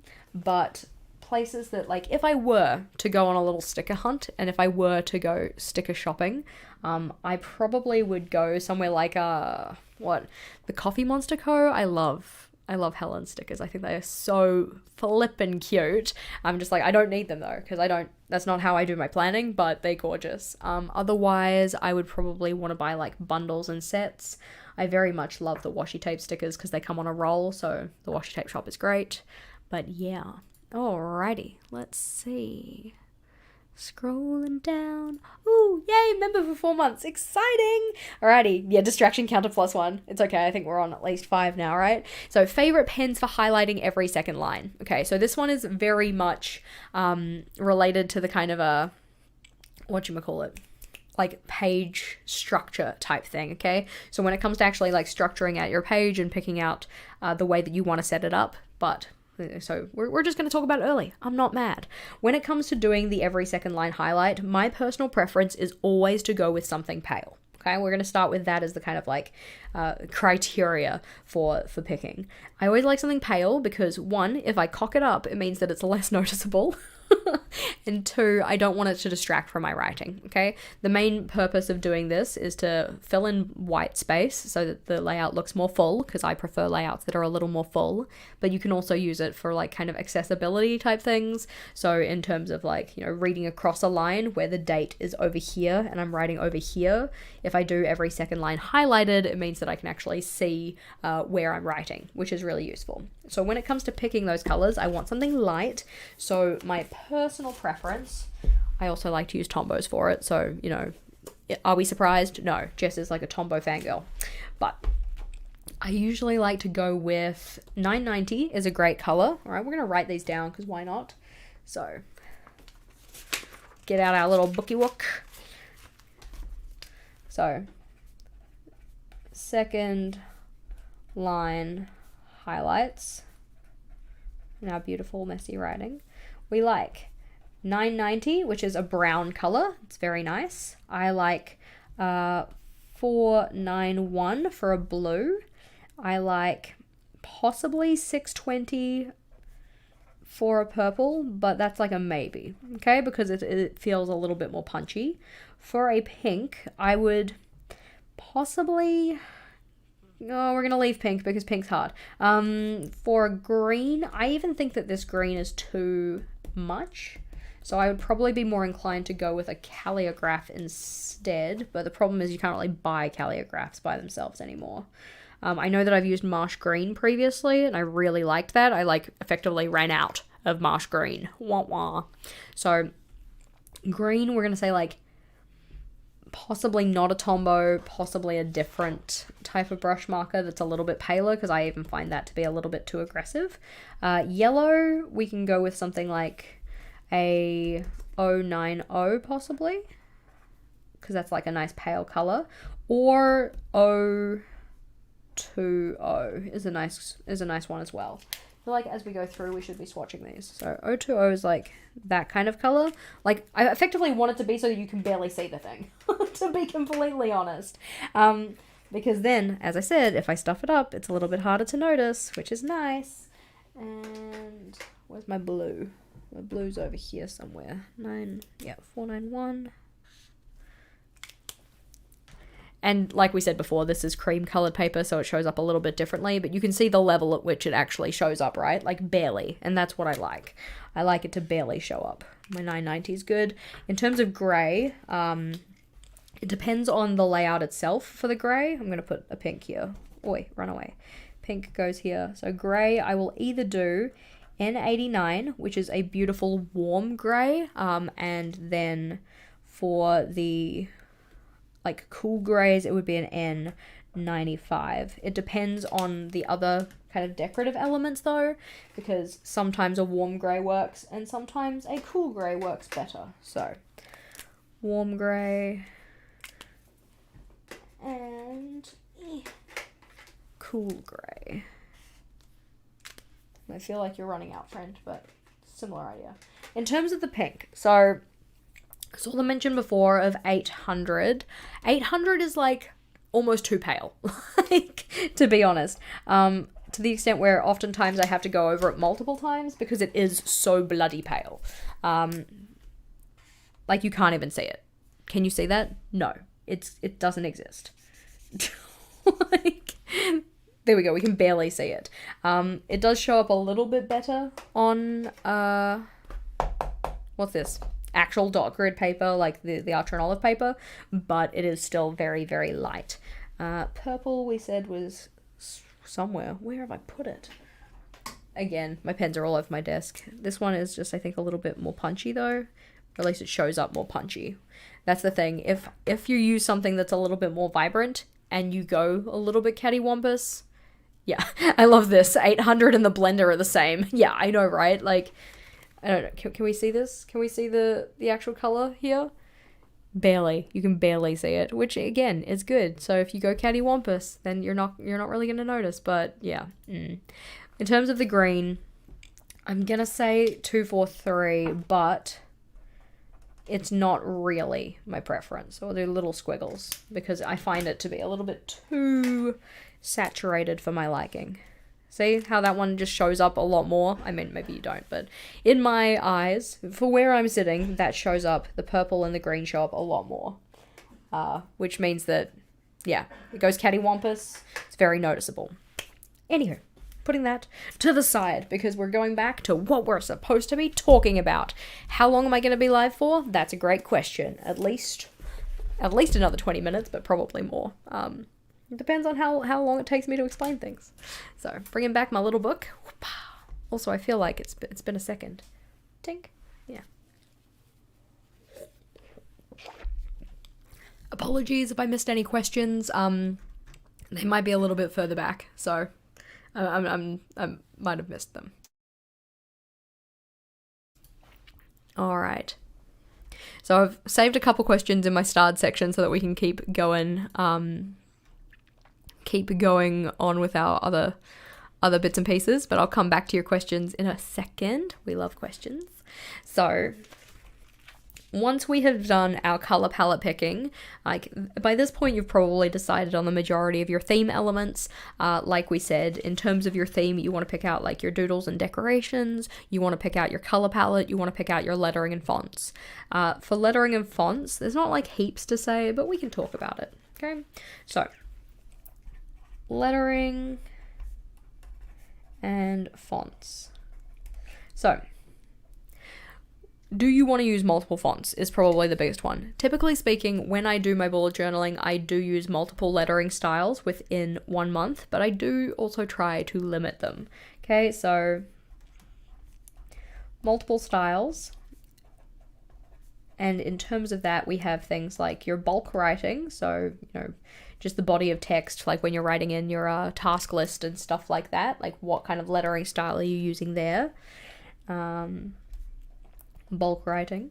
We also have the headers, and those are like page titles. So for instance, like, I don't know, monthly log, you like put in the month's name, you could put in like habit tracker or like whatever, that kind of thing. And then you can also have subheadings if you want to. I often don't have a lot of difference between my headers and subheaders, only because nowadays I'm usually a little bit more lazy. typically speaking, my subheaders will either be in the same as my bulk writing, or they'll be very similar to what the actual header is, but you can kind of think about it in terms of those three things, yeah? So oftentimes, if you're going with decorative lettering in general, your headers are going to be the most decorative, because they're the ones that are at the top of the page. They stand out. They could become kind of like part of the decoration of the page. Your subheaders are going to be like minimally decorative, possibly like a little bit if you want to. I usually like to keep mine simple. And then your bulk writing is going to be simple as shit, because you don't want to have to try and put effort in when you're adding things to your journal, okay? So this is going to be like super simple, like just the regular writing that you like to use. This one is probably going to be a little bit more decorative, and that one is more of an in-between. It really depends on how you want to do the styling of your journal in particular. All right, so for our tea theme that we're going with here, we could do something that is a little bit kind of cutesy decorative, like, drawing in little teacups and then putting the letters in the teacups or something like that. Or we could have something that's like, I don't know, a spilled cup of tea, whatever, and then we've got like a little puddle, and then in the puddle we have like habit tracker or whatever. Like, depends on how you want to do your theme in particular. Because we have a specific style of decoration that we're using with our stickers, we're probably going to go with something that is a little bit more, I don't know, cutesy, possibly a little bit more elegant, because this looks a little bit more elegant type of a thing.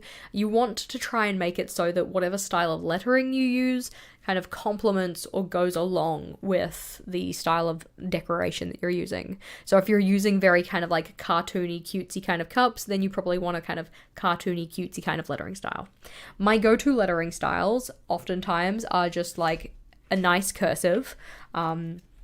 So that could be a nice cursive that the letters are very kind of like upstanding citizens. So if we do like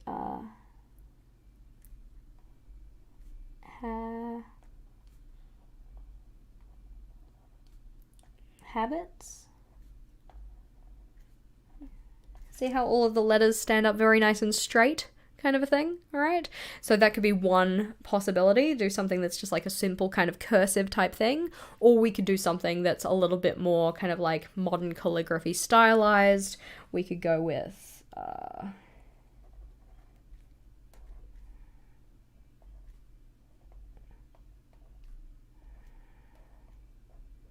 habits. Yeah, and this is more akin to the style of lettering that I've started using a lot more in my journal. I like how it looks, and I like how it's not too hard like for me to do, because I've done enough practice with it. So, or we could, like I said, do something that's a little bit more, stylized or whatever. It really depends on what you're comfortable with, what you can be bothered doing, what kind of matches the theme that you've got so far. All right. So, of these lettering styles that we're doing right now, thinking about the decorative elements that we've already selected and the kind of, vibe that they give off or whatever, this lettering style that I'm doing at the moment is not really gonna fit what we've already picked out. Like, it would probably be fine for some other types of themes, but it doesn't lend itself very nicely to the one that we're looking at. Also, I'm doing this freehand. Usually I would pencil it in, because block letters are not my strong point, especially ones with curves. All right? So, having a think about it, having a think about our particular decorative style, what type of lettering kind of mimics or matches that. So, like we said, what actually fits, what matches.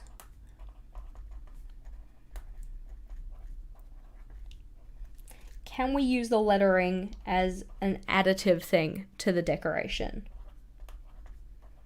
I'm going to call it a decorative add. Okay. So like we mentioned before, you could go in and do your lettering style like in the form of little cups or stuff like that, to put the like kind of more doodle-esque kind of elements into your headers. You will also have certain lettering styles that just lend themselves very nicely to different themes. So for instance, oftentimes if you're doing like, I don't know, an Asian inspired theme, especially like a kind of like Chinese, Japanese inspired type theme, you can find a lot of stylized brush lettering type letter forms that lend themselves nicely to that kind of theme. If you're doing a kind of like horror inspired Halloween type theme, then maybe you want to do one that's like, you know, oozing or dripping with blood or like whatever. If you're doing, let's say, a crime scene type theme, you know, crime scene investigation kind of theme, like we had in this one, using kind of like ransom note type lettering and like those little kind of cutouts and stuff. All of these elements add to your theme, they build on your theme. Whereas if I did this style in something like my tea theme that we're looking at here, it doesn't match. It doesn't make sense, all right? It kind of works against the theme, yeah? So like, yeah, rune headers, for instance. Like if you're doing a magical inspired type theme, what kind of lettering style lends itself to that theme in particular? So if we go and have a look, because I love looking at examples. We're going to go grab some. Where would we find?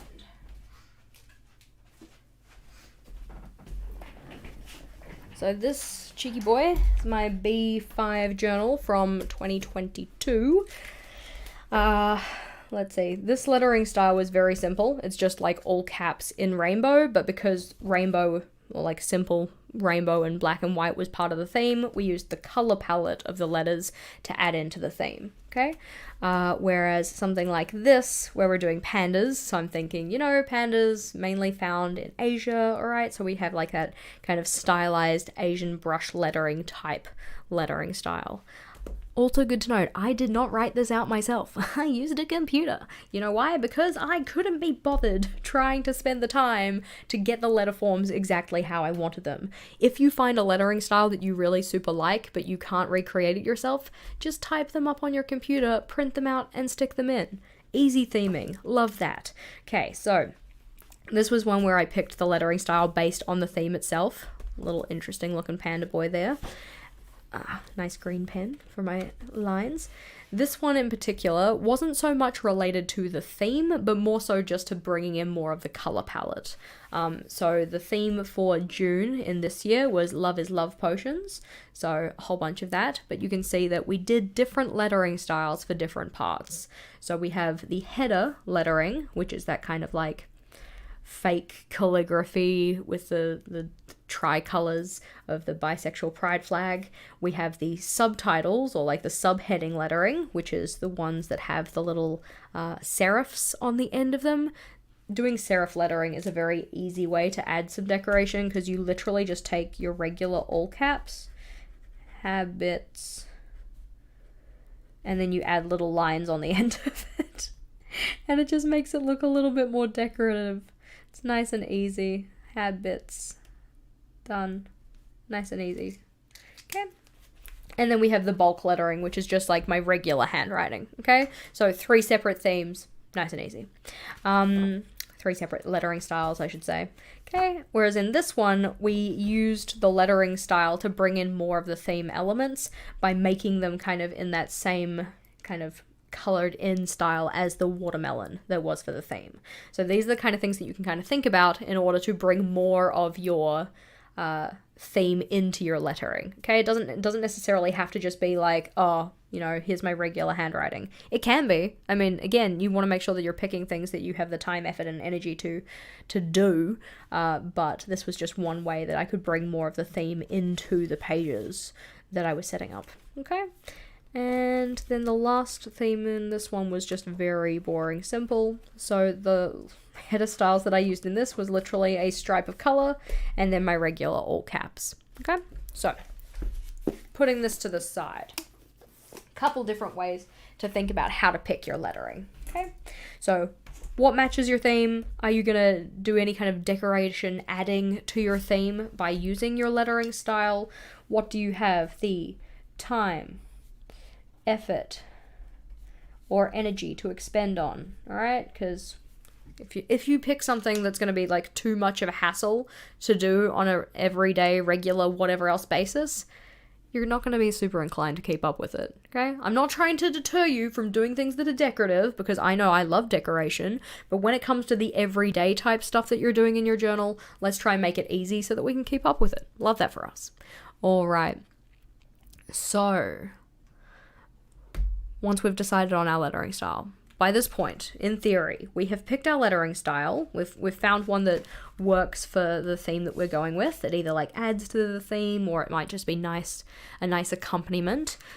We've picked out our color palette. We know what we're going with for that. We have some general ideas about our decorative elements and the ones that we want to include. Like I said, we're treating it like it's a linear process. It's not, but anywho. Now, as we've done that though, then it's time to think about our page selection, okay? So in this setup, because we're thinking about a monthly setup in particular, what stuff do we actually want to include, okay? So when it comes to picking out my pages, the first thing that I really like to consider is what is working, okay? What's actually working right now for me? What has been helpful in the month that I'm currently in? What is in the structure that I have it doing the job I want it to do, okay? So we're going to bring those things forward. Bring forward. Okay. I think that this one is going to be most easily considered if we look at an example. So we're going to put this guy here and we're going to jump into December. I know that we're not setting up for January here. I mean, technically we're not setting up for a real month at all, but it's good to look at an example so that we can actually think about a real life kind of example for this rather than whatever. So things that are working in this setup, okay, stuff that worked well. I liked having my actions list at the front, okay, so that's one thing that I can take away from it. Having my actions list first thing in the setup was useful. You can see I didn't really check in with it, but that's because I was really super busy in December. Having it here though pleased my soul. Okay, that worked. Other things that worked, loved the little tabs. I thought that they were a very fun decorative add, so that would be something that I could potentially be thinking about, like, hey, for my next setup, maybe I want to include those. No, don't have anything on that one. Things that worked on this one, having a habit tracker done as part of my fortnightly setup, that one was working quite well. In terms of December, as said, was very busy, wasn't doing a lot of checking in with my journal, so when it gets to the next week, when I was on holiday, didn't check in with it at all. But having it kind of front and center was very useful. Similar idea with having the meal plan on the fortnightly. That was very useful. Okay, so the things that are working, we bring those forward. Daily logs, yes, that works. Bring that forward. Once you've considered the stuff that's working, the stuff that you do find is fitting the purpose that you gave to it, it's working in the way that you want, what is not working, okay? That's also a very important thing to consider. Not working. Alright? For this one, we're not necessarily going to scrap it, alright? Just because something's not working doesn't mean that we just cut it out of our lives completely. I mean, sometimes yes, but in this case, no. Right? What do we want to do here is tweak or change. Okay, how can we make this more useful? There was obviously a reason that we included it into our journal. Yes, this is the Papermate Flare marker. Yes, there was a reason that we included it in our journal. So obviously we had some kind of need that it was trying to fill, but it's not working in the way that we wanted it to. Is there something that we could do to that layout to make it work, to make it more useful? Some of the times that is no, possibly, like if you're finding that you're putting a habit tracker into your journal every single month and you're never filling it in, then yeah, maybe you just want to let go of it because it's causing you more heartache than it's worth. Or maybe you want to change how you approach it. Is it because the habit tracker is too hard to fill in? Is it because you've put it in a place that you don't remember to check? Is it because you're tracking too many habits? Or, whatever else. Okay, it's very individualized. So that one is something to kind of consider, like, is this in the wrong place? Is it in the wrong format? Have I made it too difficult to use? Anything like that. Okay, because we can change that. Asking ourselves these questions give us the opportunity to make changes. All right. There may be some things that you just decide to scrap. Okay, so for instance, let's go. We love examples. We love examples. I'm gonna go find an example. There we go. This cheeky boy here. We go and have a look at the correct month. So in this one, I was starting to do like some time logging. I got to about 21st-ish day in this one and gave up. But I was finding this was still helpful for me. So I'm like, okay, we're gonna do it again in August. So set up my time log, but you can see completely didn't fill it in. Okay, so wrote myself a little blurb about why I didn't use it, and then for the next month, I did not set it up again, because obviously I was not in a season of my life where using that was something that was viable, okay? It is all right to let go of layouts that don't work, but I don't want us to sit here kind of being like, oh, I set up this layout and I took the time and energy and I didn't even use it and I'm a failure and wah. No, stop that, okay? This is a learning opportunity, all right? So this is why I decided to just write myself a little blurb, so when I came back to this layout, I knew why this wasn't filled in. And it's all right. It's all right if things don't get filled in. This is this iterative process in terms of our journaling, okay? So maybe, you know, for instance, like in this one, I decided in the next month I was just going to scrap it. It wasn't gonna get used again, and that's okay. All right. So impressed that Jess knows where every single spread she used is. Yeah, I have, like, there's obviously a very good chunk of my memory that's used up kind of holding that information, because now I just forget, like, regular words for things. Okay, this is a distraction counter. We were in bed the other day, and I rolled over to, like, give Vogel a cuddle, and his nose hit me in the eye. So I was like, you elbowed me in the eye. And he's like, what the heck are you talking about? My elbow was nowhere near you. And I'm like, I meant your face elbow. And it was like a whole thing. But anyway, so yeah, I have memories for where things are in my journal. I can't remember basic body parts. All good. So in terms of this, we're thinking about what's not working. So for instance, in this one of the things that wasn't working was my monthly log. So I decided to change that and do cyclic instead. Okay, so the idea with this one, because I set it up kind of knowing that I wasn't going to use it, but I set it up, I was intending on possibly using it as a kind of memory keeping space. You can kind of see that I like did a little bit in here, but not so super much. I love the idea of the face elbow. Stupid face elbow. Anyways, so letting go of that was something that I did, but not so much just scrapping it entirely, but more so changing it. So rather than keeping it as a month view calendar, so like this is January, instead moving it to a cyclic, 14 times 2, 28 days instead. Anywho, so now as we've thought about not working, see, English and Jess, not friends. We also want to think about, like, what else might be helpful for this month in particular, okay? So this month's needs, okay? So if we think about, for instance, this month here, all right? So in this month, I was in particular doing things like Vlogmas. I was working on stuff like, you know, going away on holiday and things like that. So for the setup of this month, I might have wanted to include some kind of like content plan for that. I might have wanted to include a packing list, that kind of thing. I did end up having those. They were just in the back of my journal, so I didn't have to set them up, like, you know, packing list, whatever. But those are the kind of things that you might want to consider whether you need in your setup specifically. So if we're thinking about this in terms of an example, because we love a good example, let's just say that this one is for February in particular. So this is my Feb setup.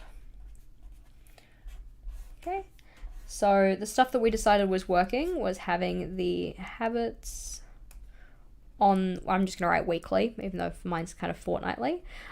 We decided that the monthly log is getting scrapped, and then it's going to be a cyclic calendar. We decided that I really liked the tabs. I thought that the tabs were really cute. Tabs, smiley face, weird looking smiley face. It looks like it only has one eye. There we go, smiley face. Let's see. What else do we kind of think about? If we think about it in terms of the time log kind of thing, you know, we're just going to say that the time log was something that I didn't want to include. That's okay. Like, we're letting go of that for this month. That's fine. In February, technically speaking, I am going away again. So maybe I want to have a packing list because it's something that I might need. If you have any kind of like special date plans or anything like that in February, maybe you want to have like some kind of like celebration planner or something like that. It's also good to note that in terms of your page selection, you might also just want to consider anything that you want to try out. I love a good experiment, especially a good journal experiment. So is there anything in your journal or anything maybe that you've seen in other people's journal that you're like, ooh, that looks really cool. It would be really interesting to have that kind of a thing. So maybe you've seen somebody do like a weather tracker and that's something that you want to keep track of. Maybe you're curious about that. Maybe you saw somebody do like a reading log and you're like, ooh, I want to do like a reading log. You can also do ones that are specifically related to your theme, especially if you've picked a theme that's like, related to a celebration or something significant that's going on or something special. So in terms of our one, it's a tea theme. Maybe I want to do like a little tea tracker. I've got like a bunch of teas or something that I got on Christmas and I want to like try them all and like have tasting notes or something like that. So maybe that's something that I want to include in my setup. What you want to include is obviously very individualized, very much depends on what you want to have. I love this. Finally implemented the random thought parking space this past week. That's awesome. I think that that's a really cute idea. Let's see. So in terms of what you want to include, as said, completely up to you, but these are the kind of things that I like to think about, like what is working, I'm going to bring those forward because, if it's working now, it's probably going to continue to work. What's not working, can I tweak or change it? Or if necessary, do I need to scrap it? What are the needs that I have for this month in particular? Is there anything in particular that this month would be served by having? So like we said, something like a packing list or a celebration plan or whatever else. And is there anything that I want to try? Okay. And I like to do this process on a monthly basis because your needs change. Yeah. Like if you consider just, having a little activity time, like you at the start of last year versus you at the end of last year, or even you at the start of last year versus you at the middle of last year. Okay. Like, we have life seasons or whatever. We have busy periods, not so busy periods. We have events going on. We have places to go, people to see, whatever else. We get really into tea. We start a reading journal, whatever. There's a lot of different stuff that can happen. So considering more specifically what it is you're going to need for that portion of time is a really good idea. And also trying things because we like to keep things fun and new and all of that kind of thing. Alrighty, so let's see. After your page selection, like once you know what it is you want to include, you've got your little checklist of pages, you're like, cool, these are my checklist of pages that I want to include, and you've got all of your different decorative elements, then it's time to marry the two. All right, we're going to bring the two together. And this next section is all about clink, ASMR of bad book turning, page structure. Okay. Page structure. But before page structure, I think, tink, it's time for a drink. Beautiful. Alrighty, so I'm going to close the door because I think Vogel's noisy. Goodbye, Vogel. See you never. Okay, maybe see you later. Alright. So, page structure. A couple of things to think about here. Like we said before, when you're thinking about, the page selection and what's working, this is a very good thing to think about first. All right, so what's working? What's working? Oftentimes, if you find something that works, it's usually best to not change it. I don't know. In theory, people say that. I like to experiment and change things up all the time, though, so shrug. But if you have found a style that really works really well for you, then picking and doing that same style continuously totally makes sense. I love the idea. Votes for Vogel guest appearance. We'll see what happens after his meeting. He's in a meeting right now, and that's why he's noisy. So if you find a layout that works well for you, if you find a style that works well for you, then probably you're going to stick with that. Totally makes sense too. But at the same time, sometimes we want to try something new. And shiny smiley face. All right. So when it comes to designing a new page, this one, it very much depends on the type of page that we're doing. So it could be because you saw something online and you thought it looked cute and you want to try it for yourself. Heck to the yes, all about it. Or it could be because this is a completely new type of page to you and you're trying to design it from the ground up. Okay, those are going to have very different ways that we approach them. I do get a lot of questions about like, how do you design pages? And I'm like, I can't tell you because I don't really know, but I'm going to try. So this is big attempts. When it comes to designing a page from scratch, the biggest thing is about like addressing the need effectively. That's kind of how it works. It's very much a problem solving thing, and it's about addressing the need. Like, what do I need this page to do for me? What kind of information do I need to capture? Okay. So what do I need from this layout? So that can be in terms of capturing, like what do I actually want it to hold? So what and how. And also the information that I want after the fact. Like, how do I want it presented back to me? Presentation of info. Okay. So thinking about an example for this one in particular, like the presentation of information, the easiest way to think about this is in terms of like habit trackers. Okay. Because we have a bunch of different styles of habit trackers, and depending on how you set your habit tracker up, you're going to be more easily able to pull out certain pieces of information. Oh, look, it's a habit tracker. Okay. So thinking about these two styles of habit tracker specifically, just because we've turned to this page, so we might as well start with it. On the left, zooms out. On the left, we have each habit housed by itself, and we have a dot for each day. Okay. So in this style of habit tracker, it's going to be a lot more user-friendly if what you're really focusing on is an individual habit's completion and how it is going by itself, okay? Because we can look very easily and say, like, habit 1, how many ticks does it have, how is it going? Habit 2, how many ticks does it have, how is it going? If you're looking at something like this one, though, the purpose of putting it in this way is going to be a little bit different, because it's more about being able to see the habits against each other and like, hey, on Tuesday, was that the day that like my habits went to shit and I didn't get anything done? On Thursday, is that the day that everything happened and I was obviously really high motivation, high energy? So it's like the purpose of each of these is slightly different depending on like what you want to get out of it. Both of them are just tracking habits, like both of them are daily habit trackers, but the information that actually comes out of having them done in a specific way is a little bit different. Similar idea with something like this guy. No, we'll go with, I mean, these are all the same, so it doesn't really matter. Okay, so we'll go with this one. All right, let's just ignore the header. Let's just say that this is a daily habit tracker where you're tracking having done something for every day of the year. The snapshot of this one is on a year basis, whereas the ones previous were on like a monthly or a weekly basis, all right?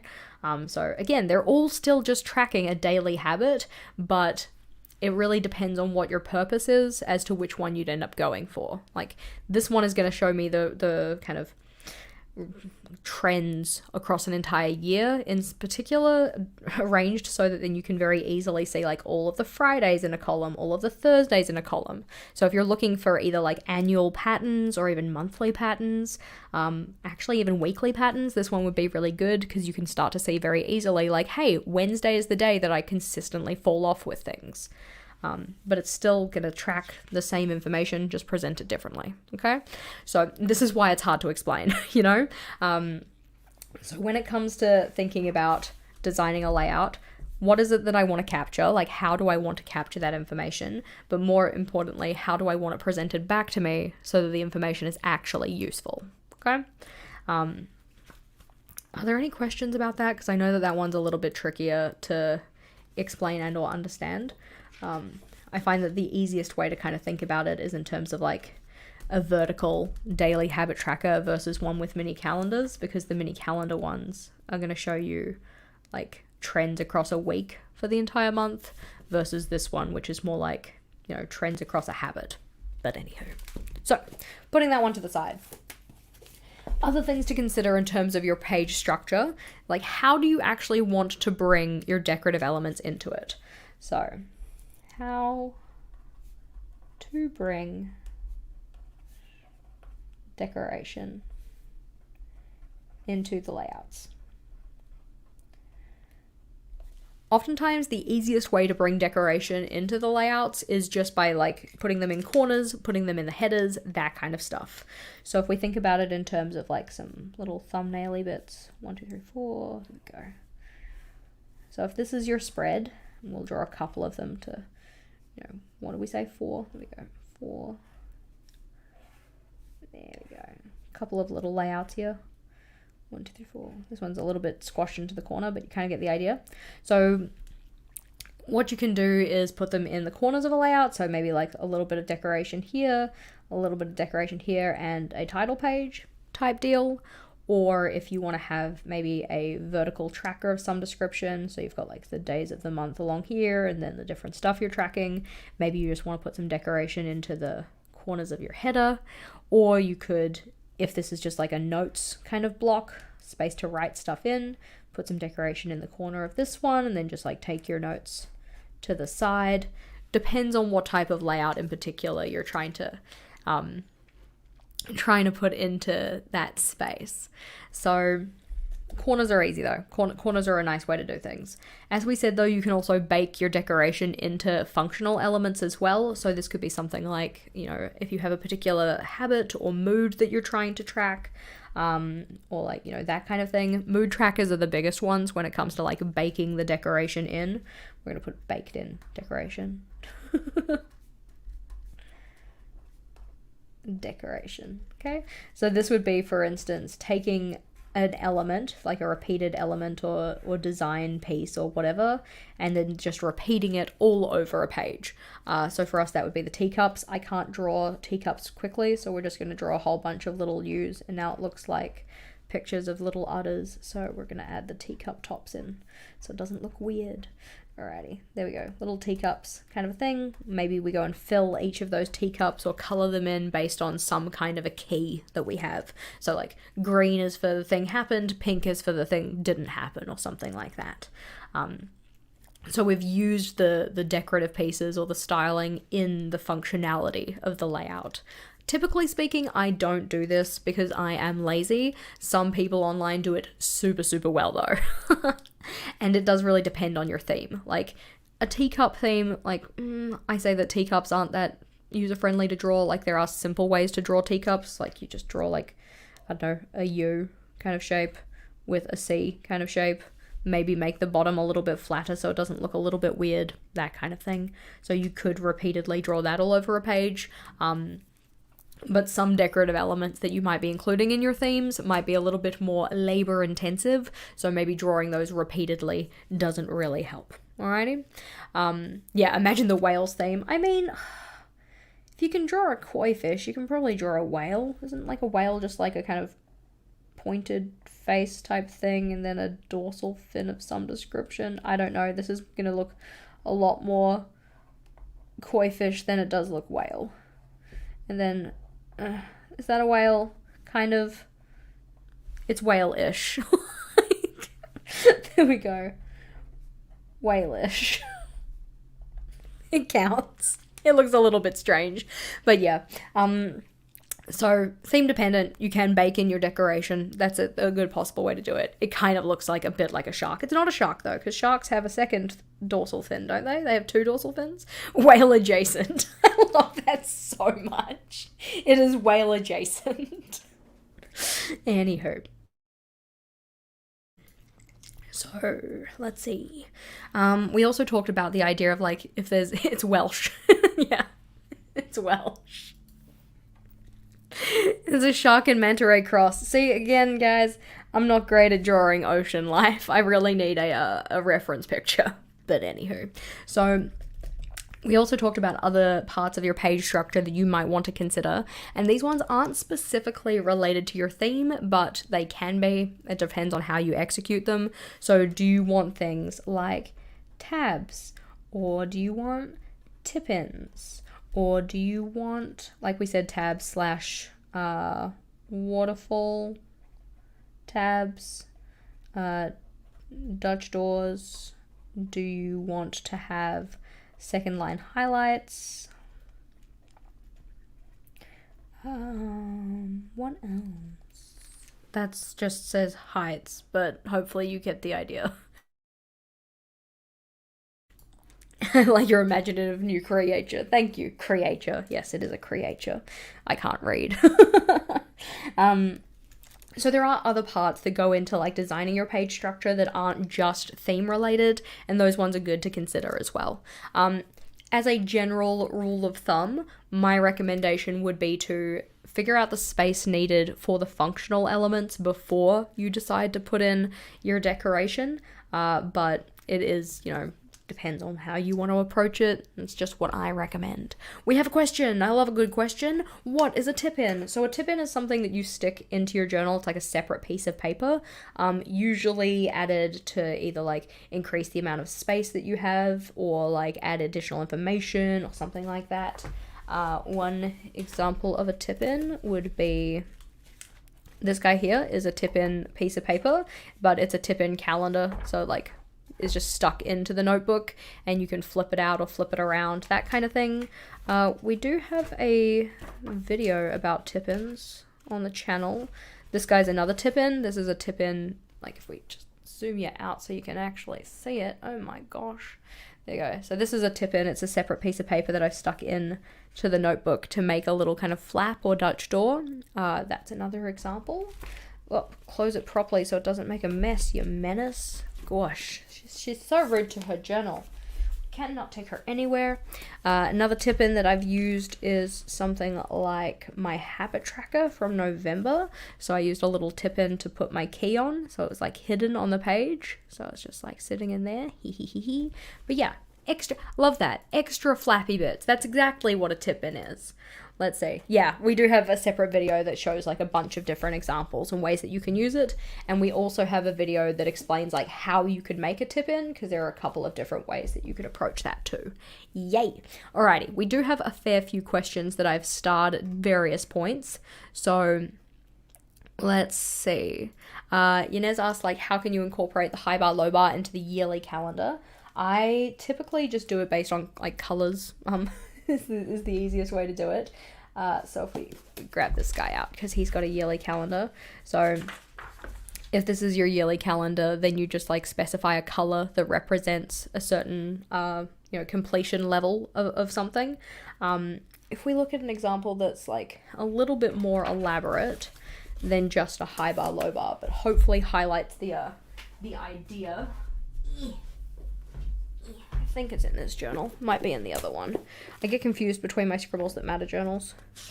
There we go. Okay, so this one is like a kind of extended version of a high bar, low bar, to the extent where it's actually just like a full-blown tracker.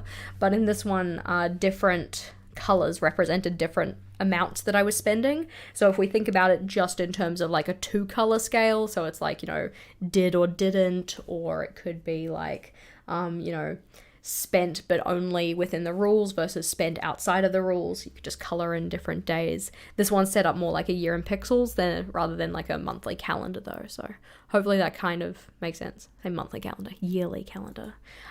We had a question from a while ago. Did you start that book from the back? I assume you're talking about my long-term collections journal for that one. My long-term collections journal does technically start from the front. We have a flip through on the channel for this guy. So this is where I put all of those collections that I don't want to have to set up again with each new journal, so I just put them in here for kind of safekeeping. But so that all of my color palettes were in the same place, I put all the color palettes at the back of the journal. Just so that they're a lot easier to find, honestly. It makes a little bit more sense for me to have them there for me. Let's see. How do you not run out of theme ideas? Oftentimes you can find great inspiration online.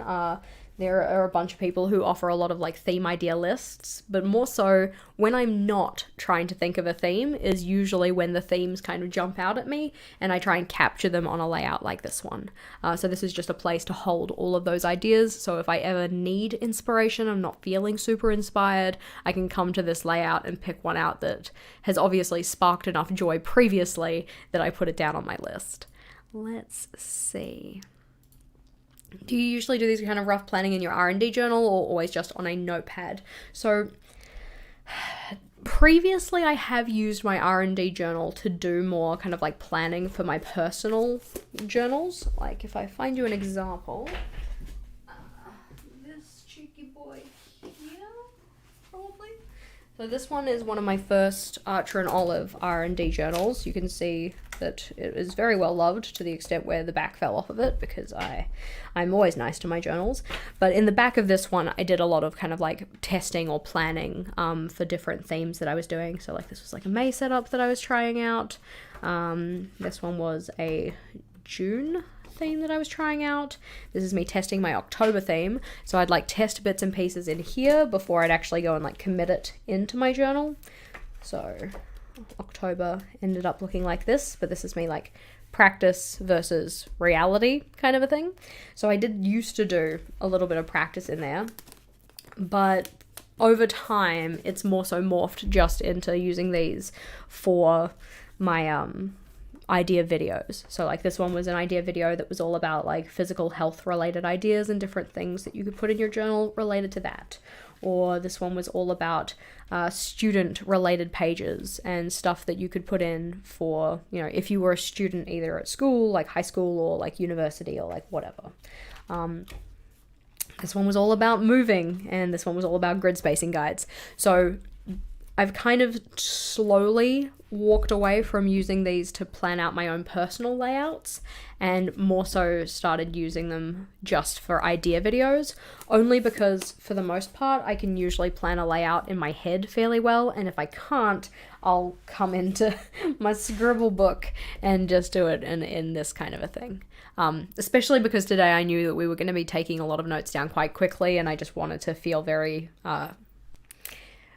at ease with putting things down messily. That's not to say that I don't put messy things in my journals, it's just that I don't tend to put a lot of messy stuff in there. Usually I try and make it a little bit neater, but I do think I've got some messy stuff in here. Well, of course I've got messy stuff in here. This is when we had that the one that we tried to do in a minute, and it was messy. But anyway, alrighty, another question. Let's see. I've like starred some of them, and I think I've missed some. How to plan Dutch doors? Great question. Okay, so this one, again, like just like we talked about with page structure in general, it very much depends on like what the layout is actually for. Yeah, so oftentimes when I do a Dutch door, it's usually, like mostly, is going to be because I want to have the top part of the page like free so that I don't have to write a header twice. That is the most common type of Dutch door that I use. So in that respect, where's an example? We'll find an example. So for something like this guy here, yeah. This is my yearly collections journal for anybody who hasn't been introduced. So my yearly collections go in here.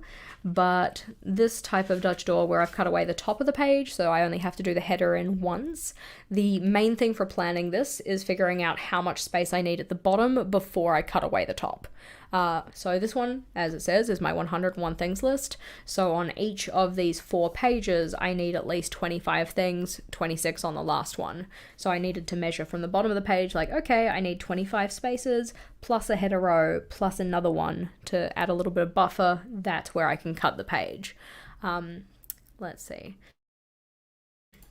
When it comes to planning out a Dutch door that's like pretty much any Dutch door, it's really about putting in the kind of functionality parts first, making sure that I know how much space I need for those before I start to plan in where I'm going to cut things away.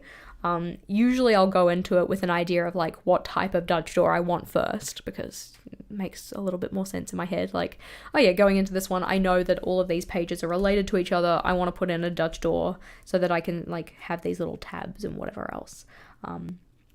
So then I need to figure out like how much space off the side do I actually want to cut away? How much space do I need for the tabs? That kind of thing. But we do have a couple of videos on Dutch doors in general. We've got one about like how to make them. It's an older video, but it's a goodie, an oldie but a goodie. That one is in like a playlist on the channel. I know we've talked about it previously, but I'm just going to highlight it again for anybody who wasn't here the first time we did it. But when it comes to finding videos on my channel, because funnily enough, we've got quite a few of them now, what you can do, and this is not just for Debbie, so I'll put Debbie over there, all goods. When it comes to finding videos on my channel, the easiest way to do that is to just go to the channel itself and then go to this little search icon on the side.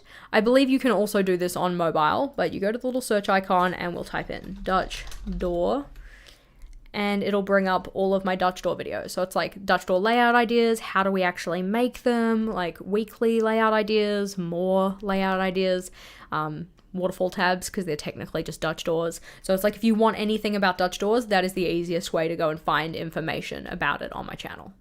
Similar idea, like if we talk about like the index before, we talked about like the dedicated index and stuff. If you want to go and find out about the bullet journal index, you can go and look in here. If you want to find about like, you know, collections or whatever, you can search it that way. Makes it a lot easier to find stuff, because I know we've got a few videos. Let's see. Alrighty. I know it's early, but thanks to Jess, I have a color palette for February. Yay! It was messy, but also hilarious and fun. I'm glad that you enjoyed that one. It was a fun video for me too. Let's see. You think that searching channels only works on desktop? Maybe. Alrighty. I'm now curious. I'm going to go have a little hunt. Yeah, interlude, but we'll get back to what we're talking about in a second. View channel... searching. Nope, no search on there. So in that case, if you are trying to figure it out on phone, then probably the easiest way is to hit your search bar, type in like JashiiCorrin Dutch door.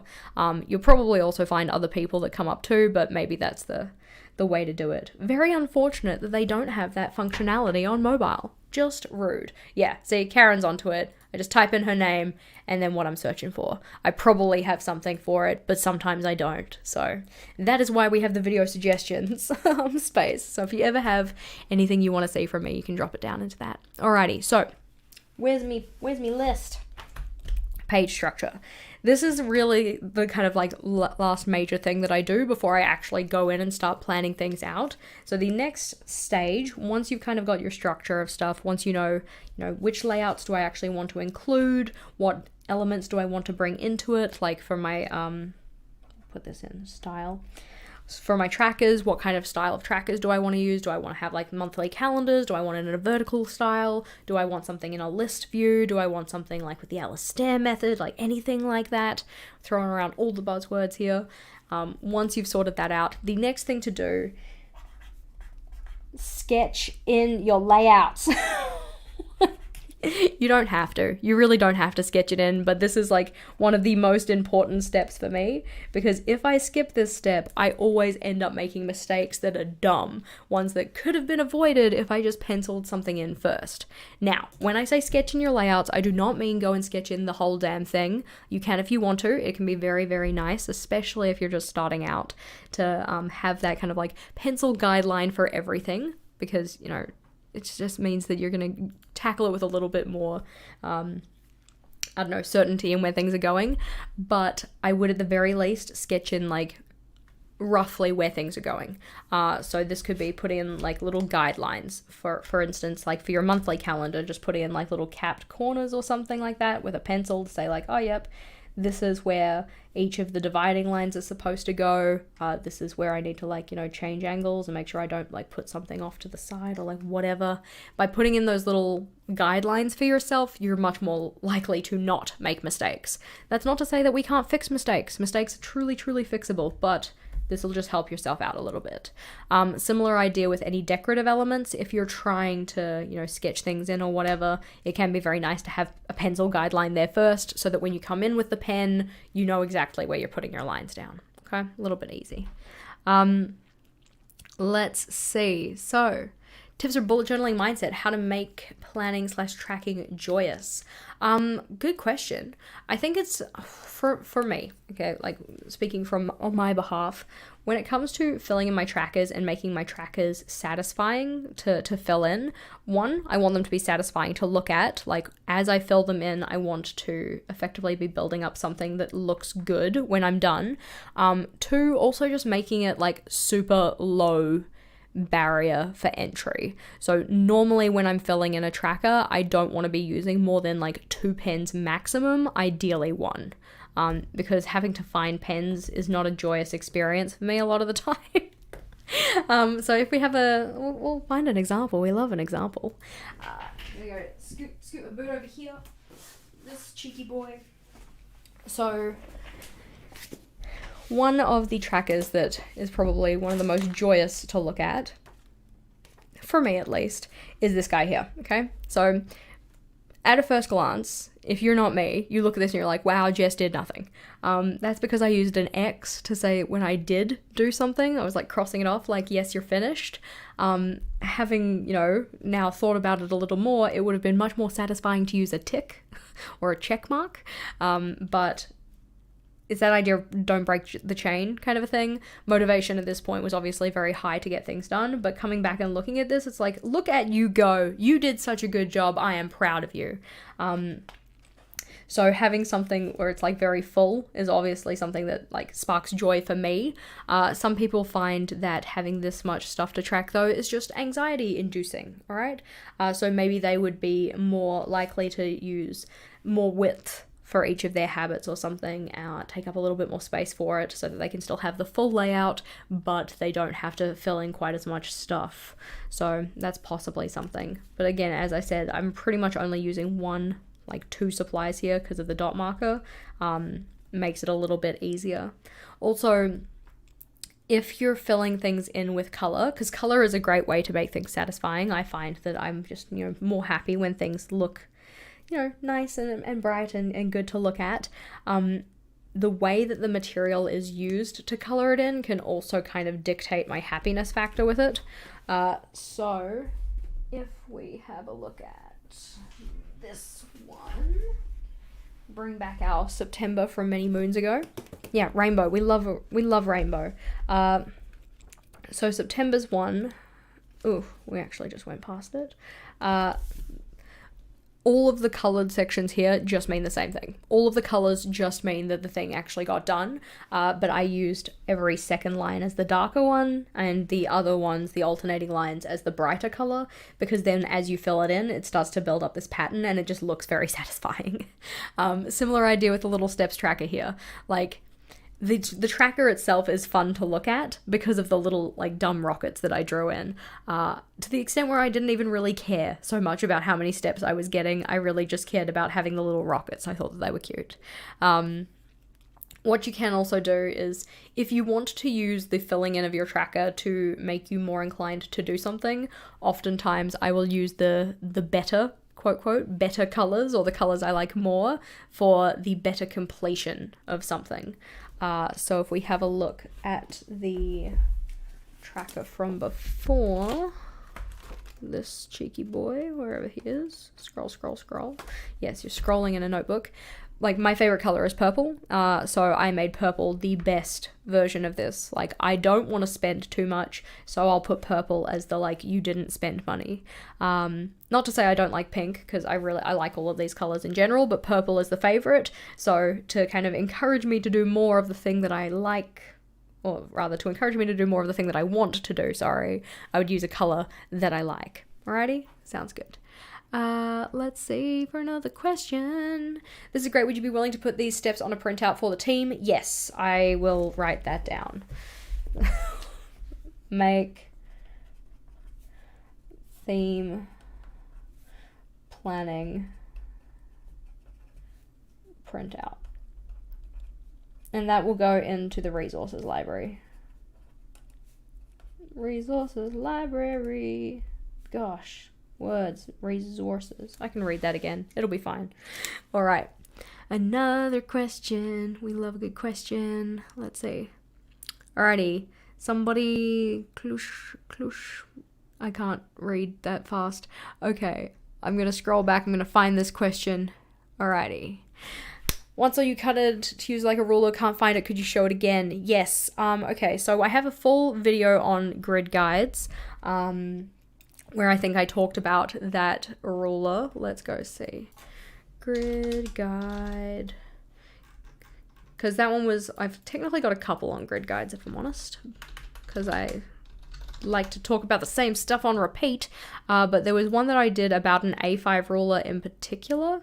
So possibly that's the video you're talking about.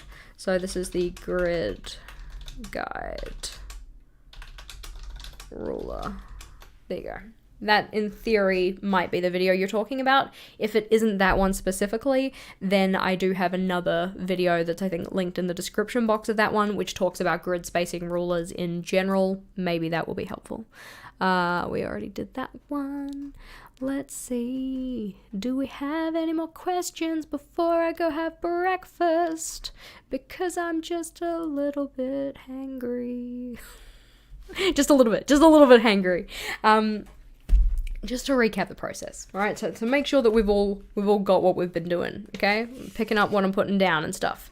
So, one thing, it is not a linear process to pick your theme, and that is okay. It is not going to be the same process every single time around, okay? So sometimes you will go in and you'll pick your theme first and follow through the steps that we talked about. Sometimes you'll go in and you're like, oh, I really want to do like waterfall tabs. I really want to do a Dutch door or something like that. What's a theme that I can do that kind of like lends itself to that? Okay, that's one possible way. When we talked about the stuff in this video though, we talked about it in terms of theme first. We talked about the different ways that you can find a theme. So like it could be in your head, could be some kind of special happening going on. It could be a particular supply that you want to use. And that's kind of what we based ours around, looking at the stickers from the washi tape shop. Color palettes, and then ideas log, all of this kind of stuff. Once you found your theme though, once you know what theme you want to go with, then you want to start thinking about what kind of decorative styling or elements do you want to use. So this could be like doodles, drawings, decoration pieces. What kind of color palette do you want to use? Is there any kind of lettering style or fonts? And then the considerations that we have for that, like, you know, what time and energy do you actually have? Do we want to go on a little inspiration hunt? That kind of thing, okay? We had a look at what that might actually look like in terms of kind of mapping out the things that go into a theme or ways you could approach it, and then considered our color picking of the color palette, looked at how you can pick things out from a washi tape in particular or a set of stickers, so finding the main colors and then those little supplementary ones to build things out, trying to make sure that we limit our hues so that we don't have too many, otherwise our color palette starts to look a little bit cray. That is not to say that you'd have to limit yourself. It is your journal, you should do as you will, and if you want to do a rainbow theme, then heck to the nah, you're not going to be limiting your hues because it's a rainbow theme. Alright, once you've got your color palette, we also talked about second line highlights, a little aside there, but then you want to think about your lettering style and your fonts. Do you want something that is going to have like multiple styles, in particular thinking about 3 main ones, so your bulk text, your subheaders, and your main headers. How decorative do you want to be with those? Do you want them to add to your theme decoratively, or do you just want them to tie in nicely? Of course, all of these come with the proviso of like, what do you have the time, effort, energy to do? Then we have page selection. What's working? What's not working? Do you want to try anything new? What kind of needs do you have for that period of time in particular? And then once we know what we want to work on, what kind of page structure do you want to go with? This one is the hardest one to actually explain. Hopefully these were some helpful ideas though. We have had a question about what is the team with a capital T. Team with a capital T. That is our either the patrons or channel memberships. You can find out more in the description box. We have links to those spaces. Our team members get certain perks throughout the month depending on what tier they are at. There is not really a difference between Patreon and YouTube. It's just that the ones on YouTube get a colored name in the chat box, whereas I can't do that for Patreon, but yes. Alrighty, gorgeous humans, I'm a skadoodle. Hopefully this was helpful. If you liked today's video, please do make sure to give it a big thumbs up. And if you want to see more theme-related stuff, then this video is the next one to check out. If you're here on the live, it's not there yet, but anywho, goodbye. I will see you next time.